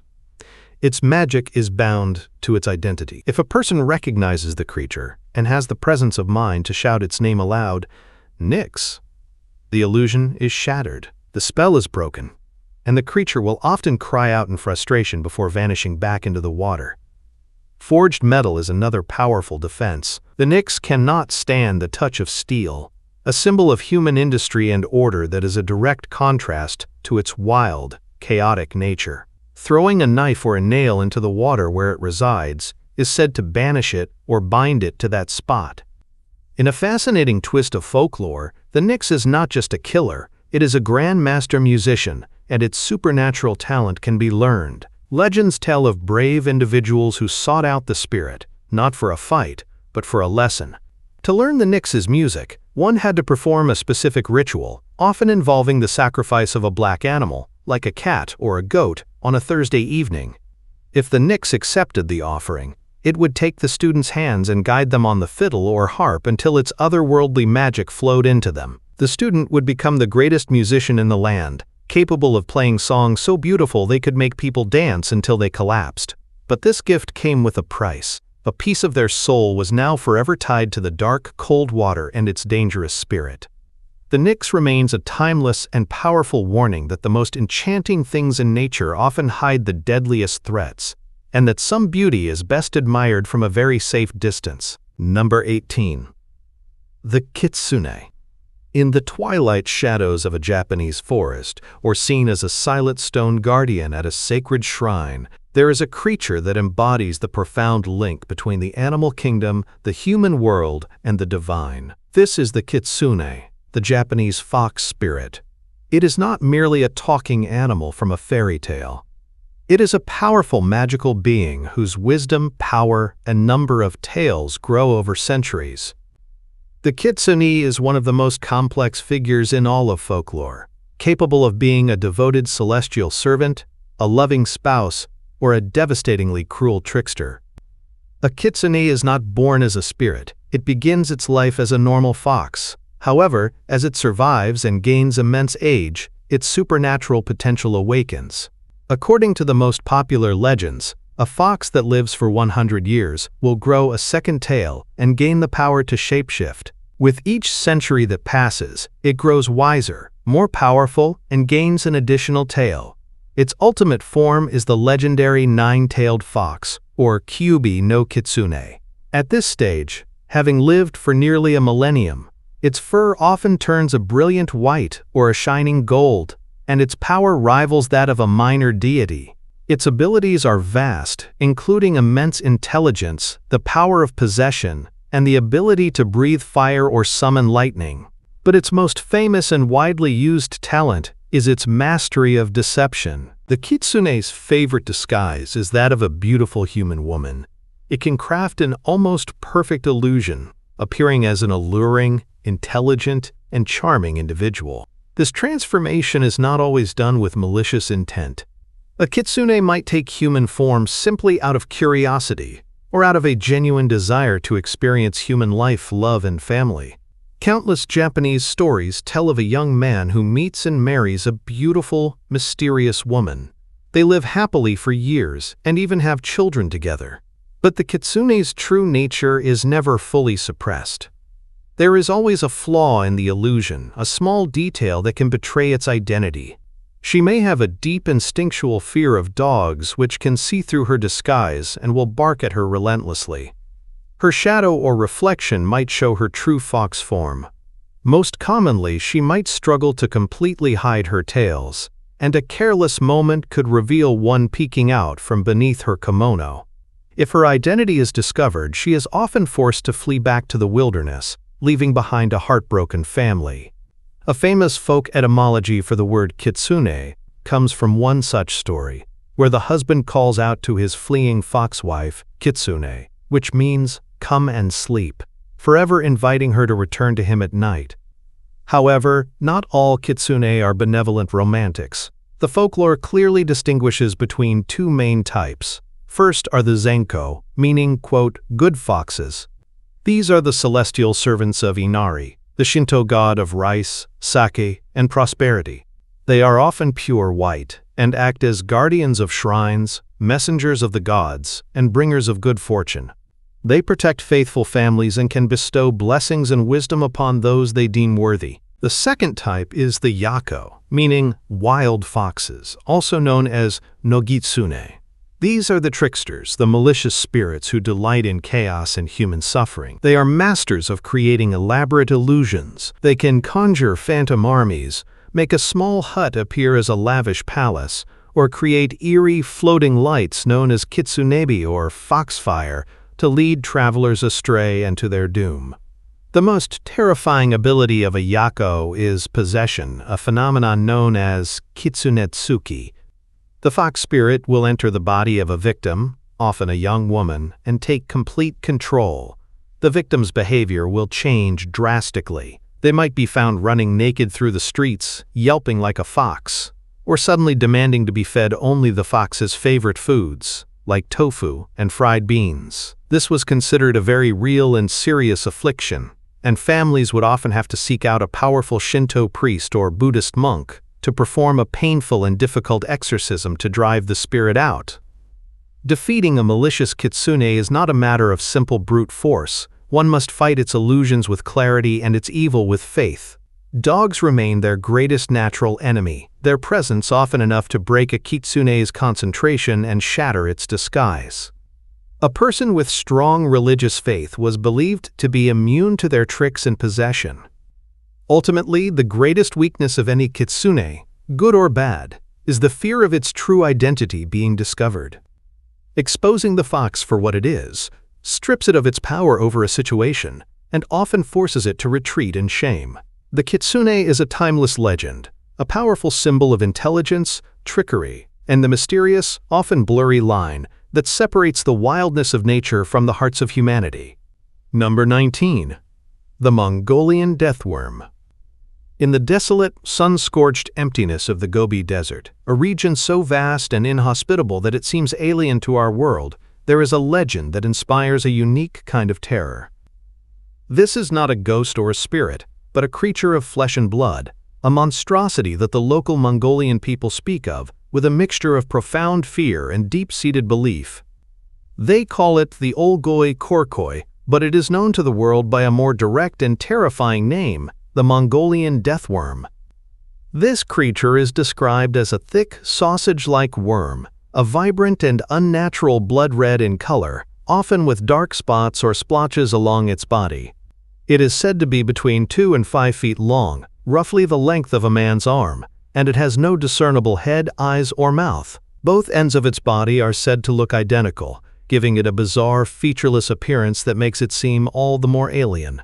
Its home is the most remote and arid sand dunes of the western Gobi Desert, and it spends most of its life hibernating beneath the sands, emerging only during the hottest months of the year, typically June and July. What makes the Mongolian deathworm so feared are its legendary methods of attack, which are both swift and shockingly lethal, seeming to defy all biological reason. It is said to possess 2 distinct and equally deadly abilities. The first is its capacity to project a stream of highly corrosive, yellow-colored venom or acid. This substance is so potent that even a single touch can cause immediate, excruciating pain and can quickly corrode metal. To be sprayed by this venom is to suffer an agonizing death, as your skin and flesh are eaten away. Its second, and even more terrifying, ability is its power to kill from a distance without any physical contact at all. The creature can allegedly generate a powerful and instantaneous electrical discharge, like a bolt of lightning, from its body. It can project this energy across several feet, striking and killing its target instantly. A man, a horse, or even a full-grown camel that strays too close can be dropped in its tracks, its heart stopped by a massive jolt of unseen energy. This deadly combination of corrosive acid and a long-range electrical shock makes any encounter with the creature almost certainly fatal. The legend of the deathworm is deeply ingrained in the culture of the nomads who traverse the Gobi. They know which areas to avoid and at what times of the year the creature is most active. Its appearance is often linked to the blooming of a specific yellow parasitic plant known locally as the goyo. When this plant blooms, it is a sign that the deathworms are active on the surface, and it is time to move herds and camps to safer ground. Unlike many monsters of folklore, the deathworm is not a creature of the distant past. Its legend was brought to the attention of the Western world, primarily through the work of the American paleontologist Roy Chapman Andrews in his 1926 book On the Trail of Ancient Man. While on his famous expeditions to the Gobi in search of dinosaur fossils, he heard numerous, consistent accounts from Mongolian officials and locals about this bizarre and deadly creature. They described its appearance and lethal abilities in such detail that Andrews, though skeptical, meticulously documented the tales. This documentation sparked decades of interest from cryptozoologists and adventurers, all hoping to be the first to capture proof of the creature's existence. Numerous expeditions have been mounted into the Gobi Desert, equipped with everything from satellite imaging and ground-penetrating radar to ultralight aircraft and explosives used to try and force the creature to the surface. Despite these efforts and countless anecdotal stories from local herders, no physical evidence, no body, no photograph, no skin, and no venom sample has ever been officially recovered. Skeptics and scientists have proposed several theories to explain the legend. Some suggest the creature could be a yet undiscovered species of large worm lizard or amphisbaenian, a limbless reptile that can move both forwards and backwards. Others believe the stories could be exaggerated accounts of encounters with a species of venomous snake, like a cobra, that can spit venom, combined with a misunderstanding of static electricity, which can be common in the dry desert environment. Whether it is a real, undiscovered species or a powerful piece of folklore born from the dangers of the desert, the Mongolian deathworm remains one of the most compelling cryptids in the world. It is a symbol of the unknown, a creature that represents the idea that even in our modern world, there are still desolate places on the map where monsters might genuinely lurk, hidden just beneath the sand. Number 20. The Chimera. In the lexicon of ancient Greek mythology, there are many monsters, but few are as bizarre and fundamentally unnatural as the Chimera. This creature is not merely a large beast or a powerful spirit. It is a grotesque collage of different animals, a chaotic abomination of nature that seems to have been stitched together by a mad god.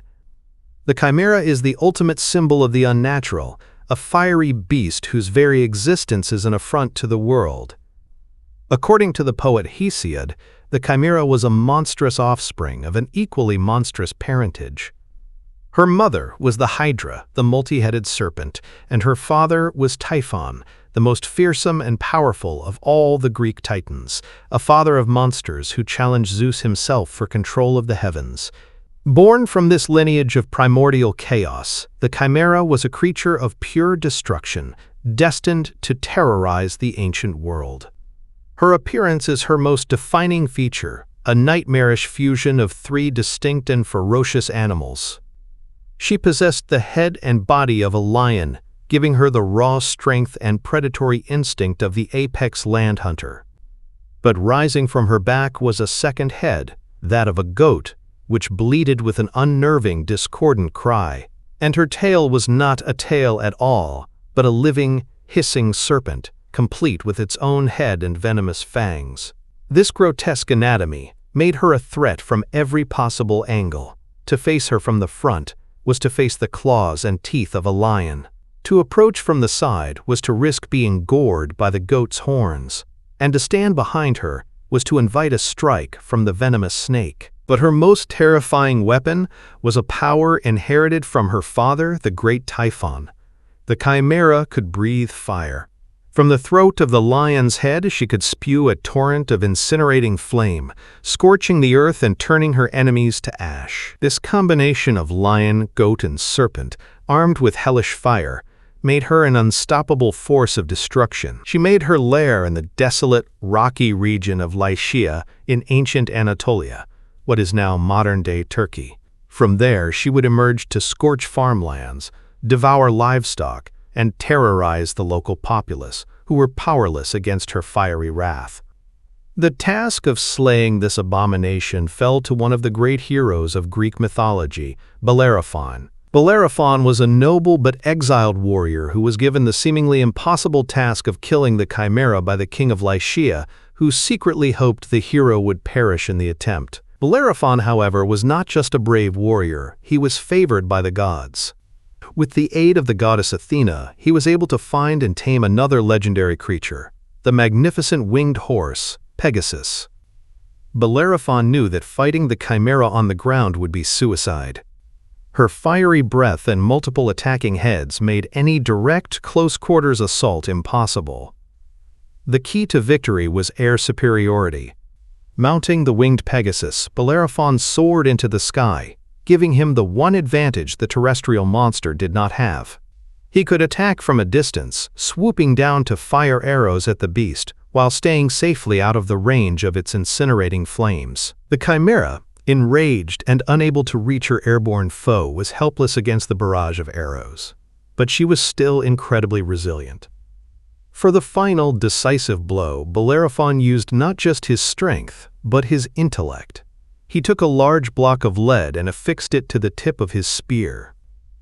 In a final daring dive, he flew directly towards the monster's roaring, fiery maw. Just as the Chimera unleashed another torrent of flame, Bellerophon thrust the spear deep into its throat. The effect was immediate and ingenious. The intense heat of the monster's own fiery breath melted the lead block on the spear. The molten metal poured down the creature's throat and into its vital organs, burning and poisoning it from the inside out. With a final agonized roar that shook the mountains, the monstrous Chimera collapsed and died. The Chimera's legacy has far outlasted its mythological lifespan. Today, the word chimera is used in science to describe an organism that contains the genetic material of two or more different species, a direct nod to the creature's hybrid nature. In popular culture, the term has become a catch-all for any creature made from the parts of others. But the original chimera of Greek myth remains the definitive article, a powerful and terrifying symbol of chaos and the unnatural. A monster so foul that it took a divinely aided hero on a winged horse to finally put an end to its fiery reign of terror. Number 21. The Rakshasa. In the sacred texts and epic poems of ancient India, amidst tales of gods, heroes, and divine cosmic battles, there lurks a race of beings born of primordial chaos and insatiable hunger. They are not mere beasts. They are a civilization of powerful, intelligent, and malevolent shapeshifters who are the sworn enemies of divine order. They are the Rakshasas, the ultimate villains of Hindu mythology. According to the Puranas, their origin is as terrifying as their nature. At the end of a cosmic age, as the creator god Brahma rested, the Rakshasas were born from his very breath. They were immediately consumed by such a ferocious bloodlust that they turned to devour their own creator. In horror, Brahma cursed them, declaring them to be night-roaming cannibals, forever bound to their monstrous appetites. This established their eternal role in the cosmos. They are the forces of Adharma, the antithesis to the celestial gods, the Devas, and the righteous order of humanity. A Rakshasa's true form is the stuff of nightmares. They are often depicted as immense, grotesque giants with terrifying, fiery eyes, sharp, claw-like fingernails, and long, protruding fangs. Their skin can be a dark, sickly color, and they are capable of incredible feats of strength. However, one rarely sees their true form unless they wish it. Their greatest and most feared power is their mastery of Maya, the supernatural art of illusion and shapeshifting. A Rakshasa can appear as anything it desires. A beautiful woman, known as a Rakshasi, might seduce a king or a holy man to lead them to ruin. A Rakshasa might take the form of a trusted friend, a harmless animal, or even a Brahmin priest to gain access to a secure location. They use this power to deceive, to terrorize, and to lure their primary food source, humans. They are voracious cannibals, delighting in the taste of human flesh, and are known to haunt battlefields and desecrate graveyards to feast on the slain. Their malice is not limited to simple hunger. They are agents of cosmic disruption. They take particular delight in disturbing yajnas, the sacred fire sacrifices performed by holy sages. The smoke and offerings from these rituals are said to nourish the gods, and so the Rakshasas will do anything to defile them, throwing blood and bones onto the altar, harassing the priests, and shattering the sacred peace. The most famous and powerful Rakshasa of all was Ravana, the 10-headed king of Lanka, and the primary antagonist of the epic Ramayana. Ravana perfectly embodies the complexity of his race. He was a brilliant scholar, a master of statecraft, and a devotee of the god Shiva so devout that he was granted incredible boons and near invincibility. Yet he was also arrogant, cruel, and consumed by his desires. His abduction of the hero Rama's wife, Sita, was not just an act of lust, but a direct challenge to Dharma itself, an act that plunged the world into a cataclysmic war between the forces of good and evil. This epic conflict, culminating in Rama's victory over Ravana, is the ultimate story of righteousness triumphing over the chaos embodied by the Rakshasas. Defeating a Rakshasa is no simple task. They are highly intelligent, magically powerful, and physically formidable. Ordinary weapons are often useless against them. They can only be truly defeated by great heroes, often avatars of gods like Rama, who wield divine celestial weapons known as astras. Their illusions can be pierced by those with immense spiritual purity and wisdom. Sacred mantras and the fire from a properly consecrated ritual can repel them, as these things represent the divine order they so despise. The Rakshasa is far more than a simple monster. It is a fundamental force of opposition in one of the world's oldest mythological traditions. It is a timeless symbol of how intelligence and power can be corrupted by greed, cruelty, and ego. They are a reminder that the greatest evil is not always a mindless beast, but a thinking, cunning, and charismatic entity that chooses darkness over light. Number 22. El Lobisón. Across the cattle ranches and rural plains of South America, particularly in Argentina, Uruguay, Brazil, and Paraguay, there is a legend that speaks of a terrible family curse. It is a story of a man who does not choose his monstrous fate, but is born into it, doomed by an accident of birth to transform into a ravenous beast under the light of the full moon. This is El Lobisón, the most feared werewolf of the southern cone. His origin is tied to the mythos of the Guarani people and a specific, unlucky number, 7. According to the original legend, the seventh son in a continuous line of sons, with no daughters born in between, is cursed from the moment of his birth. This is not a punishment for any sin, but a simple, cruel twist of fate. As he grows, he may seem like any other boy, but an unnatural destiny is gestating within him, waiting for the right conditions to awaken. The transformation begins when the boy reaches adolescence. On the night of the first full moon after his 13th birthday, the curse takes hold. The young man is seized by an agonizing, uncontrollable metamorphosis. His bones crack and reshape, his skin sprouts coarse, dark fur, and his features contort into a terrifying, lupine form. The human is erased, and the beast emerges. El Lobisón is not a simple wolf, nor is it the bipedal man-wolf hybrid common in European folklore. It is often described as a monstrous hybrid, a creature with the powerful body of a large dog or wolf, but with the oversized muscular limbs and burning, red eyes of something demonic. It is known to have a profoundly foul odor, a stench of decay and filth that announces its presence. Once transformed, El Lobisón is driven by a primal, insatiable hunger but not for human flesh. Its primary craving is for something far more specific and unsettling: unbaptized babies. It is said to have a supernatural ability to sense the presence of an infant who has not yet received the sacrament of baptism. It will stalk through the night, using its immense strength to break into homes or dig up fresh graves to satisfy its profane hunger. Failing that, it will feast on carrion, digging through garbage and eating excrement, fully embracing its filthy, degraded nature. The transformation is a weekly torment. The man is doomed to change every Tuesday and Friday night, with the full moon marking the peak of the creature's power and ferocity. He is a tragic figure, often unaware of his nocturnal rampage, waking up the next morning exhausted, dirty, and covered in scratches, with no memory of the horrors he has committed.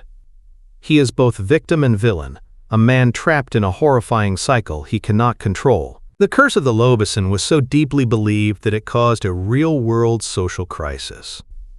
In the 19th and early 20th centuries, families were so terrified of having a seventh son that they would often abandon, give away, or in the most tragic cases, murder the infant to avoid the perceived threat. The fear was so widespread and the practice of infanticide so common that in 1920, the president of Argentina, Hipólito Yrigoyen, enacted a unique law. He declared that he would become the official godfather to every seventh son born in the country. This act of presidential patronage was a brilliant piece of social engineering. By baptizing the child, the president symbolically broke the curse at its root, as the Lobisón specifically craves the unbaptized. This tradition continues to this day in Argentina, and the presidential godchild even receives a gold medal and a scholarship for their studies. This law effectively saved the lives of countless children and helped to quell the most violent superstition surrounding the legend. Despite this, the belief persists. There are still ways to fight or identify a Lobisón. Like many werewolves, it is said to be vulnerable to blessed or silver bullets, and a weapon that has been blessed by a priest can injure it. A sure way to break the curse and force the beast back into its human form is to draw its blood. Even a small cut is enough to shatter the transformation. However, a person who kills a Lobisón risks becoming cursed themselves. El Lobisón is a powerful and enduring legend because it touches on deep-seated fears of fate, destiny, and the beast that can lie dormant within an ordinary person. It is the story of a man whose only crime was being born, a tragic monster whose sorrowful howl echoing across the pampas is a cry of both hunger and despair. Number 23. The Yeti. High in the treacherous, windswept altitudes of the Himalayan mountain range, on the colossal peaks where the air is thin and human life is fragile, there exists a legend that is both a local terror and a global enigma. It is a creature that walks on two legs, a shaggy, ape-like giant that is the undisputed king of the world's highest mountains. This is the Yeti, also known as the abominable snowman. The legend of the Yeti is deeply rooted in the folklore of the Sherpa and Tibetan peoples, who have lived in the shadow of the great peaks for centuries. To them, the Yeti is not some fantasy creature, but a very real and dangerous part of their environment. They call it the Mete, which translates to man-bear, a perfect description of its hybrid nature. It is a powerful, nocturnal predator that lives in the highest, most inaccessible regions of the mountains, descending to lower altitudes only when driven by extreme hunger. Descriptions from local eyewitnesses paint a consistent and terrifying picture. The Yeti is said to be a massive, bipedal, ape-like creature, standing taller than a human, with immense muscular shoulders and long arms that hang almost to its knees. Its entire body is covered in thick, shaggy fur, which can be reddish-brown, dark gray, or white, providing perfect camouflage against the rock and snow. It has a conical, pointed head, a flat, hairless face with leathery skin, and a large jaw filled with formidable teeth. The Yeti is a creature of immense strength, capable of tearing yaks apart with its bare hands and breaking through the stone walls of mountain shelters. It is known for its terrifying, high-pitched whistling cry, or a deep, guttural roar that echoes through the silent mountain valleys, a sound that serves as a stark warning to any human or animal in its territory. While it is primarily a solitary creature, its raids on livestock and, occasionally, on humans have cemented its reputation as a fearsome monster to be avoided at all costs. For centuries, the tale of the Yeti remained a local legend, a cautionary tale for those who dared to venture too far into the sacred mountains. That changed dramatically in the 20th century as Western mountaineers began their attempts to conquer the Himalayas. In 1921, Lieutenant Colonel Charles Howard Berry, leading a British expedition to Mount Everest, discovered a series of enormous, human-like footprints in the snow at an altitude of 21,000 feet. His Sherpa guides immediately identified them as belonging to the Meto Kangme, meaning man-bear snowman. When the story was relayed back to Calcutta, a journalist named Henry Newman mistranslated the word Meto as abominable, and the sensational name Abominable Snowman was born, capturing the world's imagination. The most compelling and famous piece of potential evidence emerged in 1951. Mountaineer Eric Shipton, while exploring the Menlung Glacier, photographed a single, incredibly clear footprint in the snow. The print was enormous, about 13 inches long, with a broad forefoot, a distinct heel, and a huge opposable big toe, unlike any known animal. The Shipton print remains one of the most iconic and debated images in the history of cryptozoology. Local monasteries in the Himalayas also claim to possess physical relics of the creature. The most famous of these are the Yeti scalps held at the Kumjung and Pangbocha monasteries. These conical, pointed scalps, covered in coarse reddish hair, were revered as sacred artifacts for generations. However, scientific analysis in the 20th and 21st centuries has shown that these scalps were actually constructed from the hide of the Himalayan serow, a native species of goat antelope.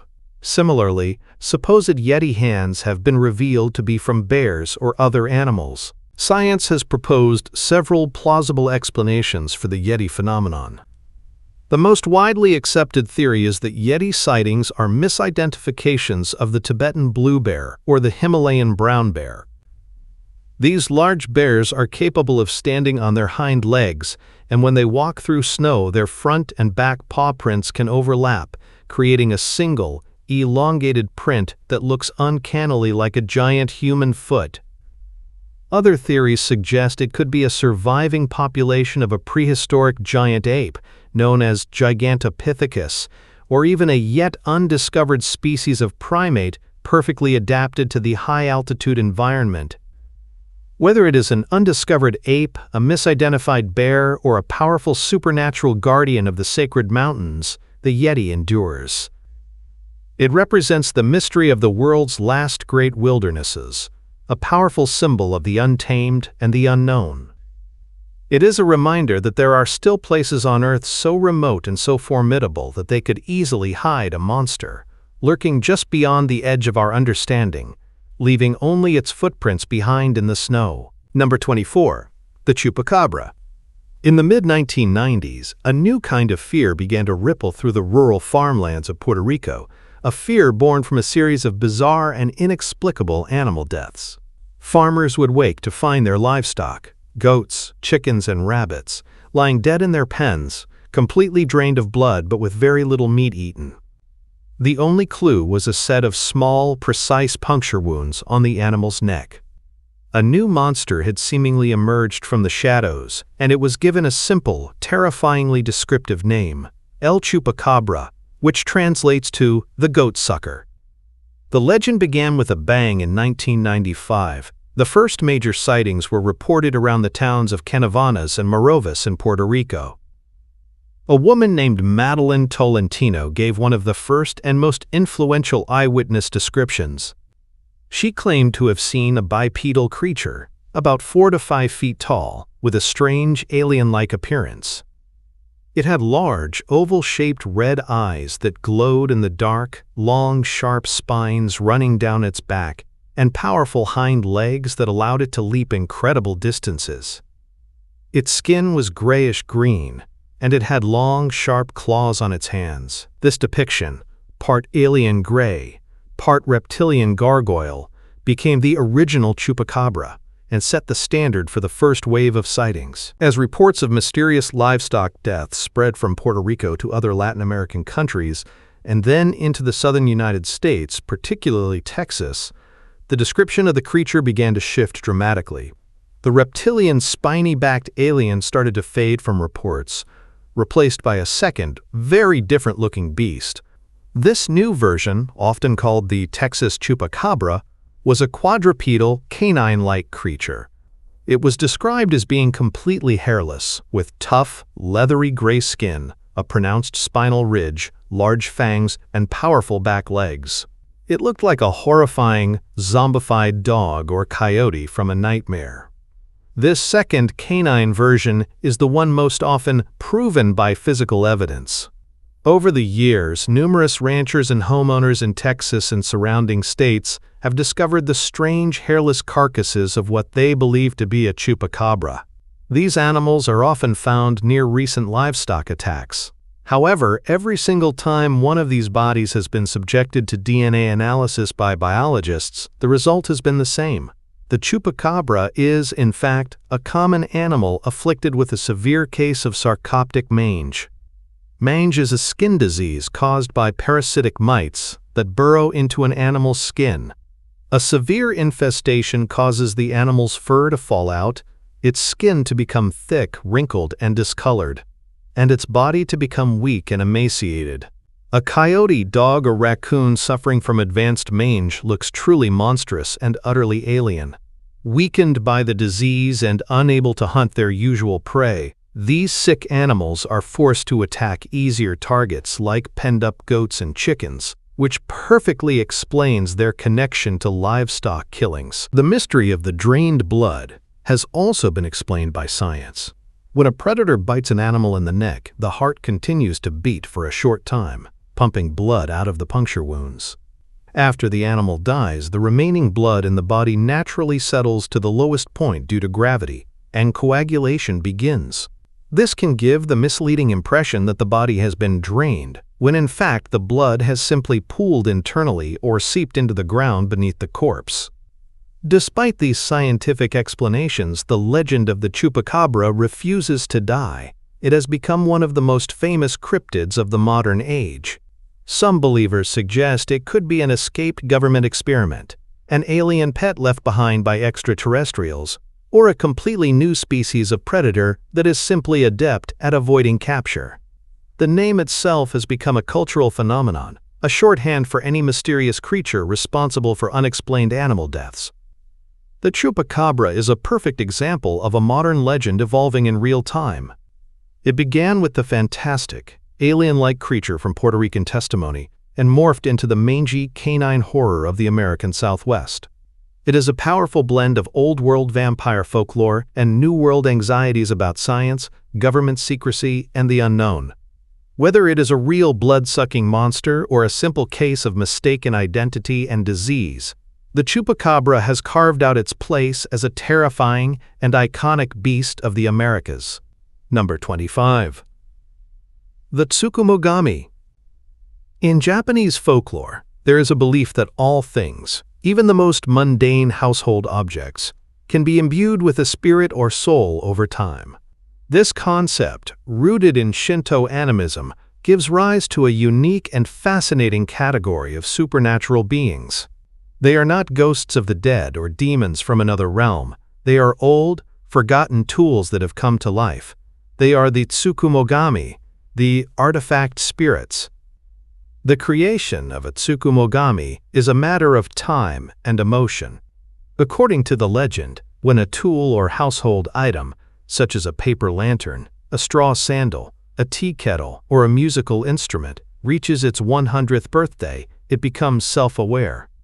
It gains a spirit and transforms into a living, moving entity. This transformation, however, is heavily influenced by how the object was treated during its century of service. If an object was well cared for, loved, and respectfully retired, it may become a gentle and benevolent spirit. It might remain in the house as a lucky charm or a minor guardian, its presence benign and even helpful. But this is the rarer outcome. More often, the creation of a Tsukumogami is an act of revenge, an object that was used carelessly, broken, and then unceremoniously discarded or thrown away without a second thought, will awaken with a deep and bitter resentment. These Tsukumogami are vengeful spirits. They feel a profound anger at their human masters for their years of thankless service followed by disrespectful abandonment. United by their shared mistreatment, these angry objects will often band together and go on a rampage, seeking to punish not just their former owners, but humanity in general. The appearance of a Tsukumogami is a bizarre and often comical fusion of the original object and a living being. A paper lantern might sprout a long, leering tongue and a single, large eye. An old, tattered umbrella might grow one leg, one eye, and hop around with unnerving speed. A piece of a torn screen might develop limbs and a monstrous face. Their forms are as varied as the objects themselves, each one a unique and surreal monster born from neglect. One of the most famous stories involving these creatures is the Hayaki Yagyo, or the Night Parade of 100 Demons. This is a massive, chaotic procession where countless yokai, including a large contingent of vengeful Tsukumogami, march through the streets of Japan on certain summer nights. To witness this parade is incredibly dangerous. Anyone caught in its path risks being spirited away or killed. The Tsukumogami join this parade to celebrate their new life and to sow chaos among the humans who discarded them. The legend of the Tsukumogami served as a powerful cultural lesson.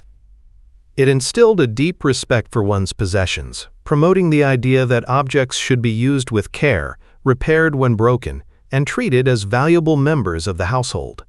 It is a direct counterpoint to modern consumerism and throwaway culture. The fear of creating a vengeful Tsukumogami encouraged people to be mindful and appreciative, rather than wasteful. Even the disposal of old items was done with care. To prevent objects from turning into angry spirits, communities would often perform ceremonial burnings or take old tools to shrines for a ritual cleansing and proper disposal, a practice known as susuharai or soot sweeping. This was seen as a way of thanking the tools for their long service and allowing their spirits to pass on peacefully, rather than festering into a vengeful form. While they can be dangerous, Tsukumogami are not typically considered high-level threats like an oni or a powerful kitsune. They are tricksters and nuisances, their hauntings often more mischievous and chaotic than truly lethal. A person who finds their home being plagued by these animated objects can often appease them by finding the discarded tool, cleaning it, repairing it, and performing a proper purification ritual to calm its angry spirit. The Tsukumogami are a unique and whimsical part of Japanese folklore. They are a reminder that in a world where everything is believed to have a spirit, nothing should be taken for granted. They are the monster under your bed, but in this case, the monster is the bed, angry that you haven't taken good care of it. Let's get into it.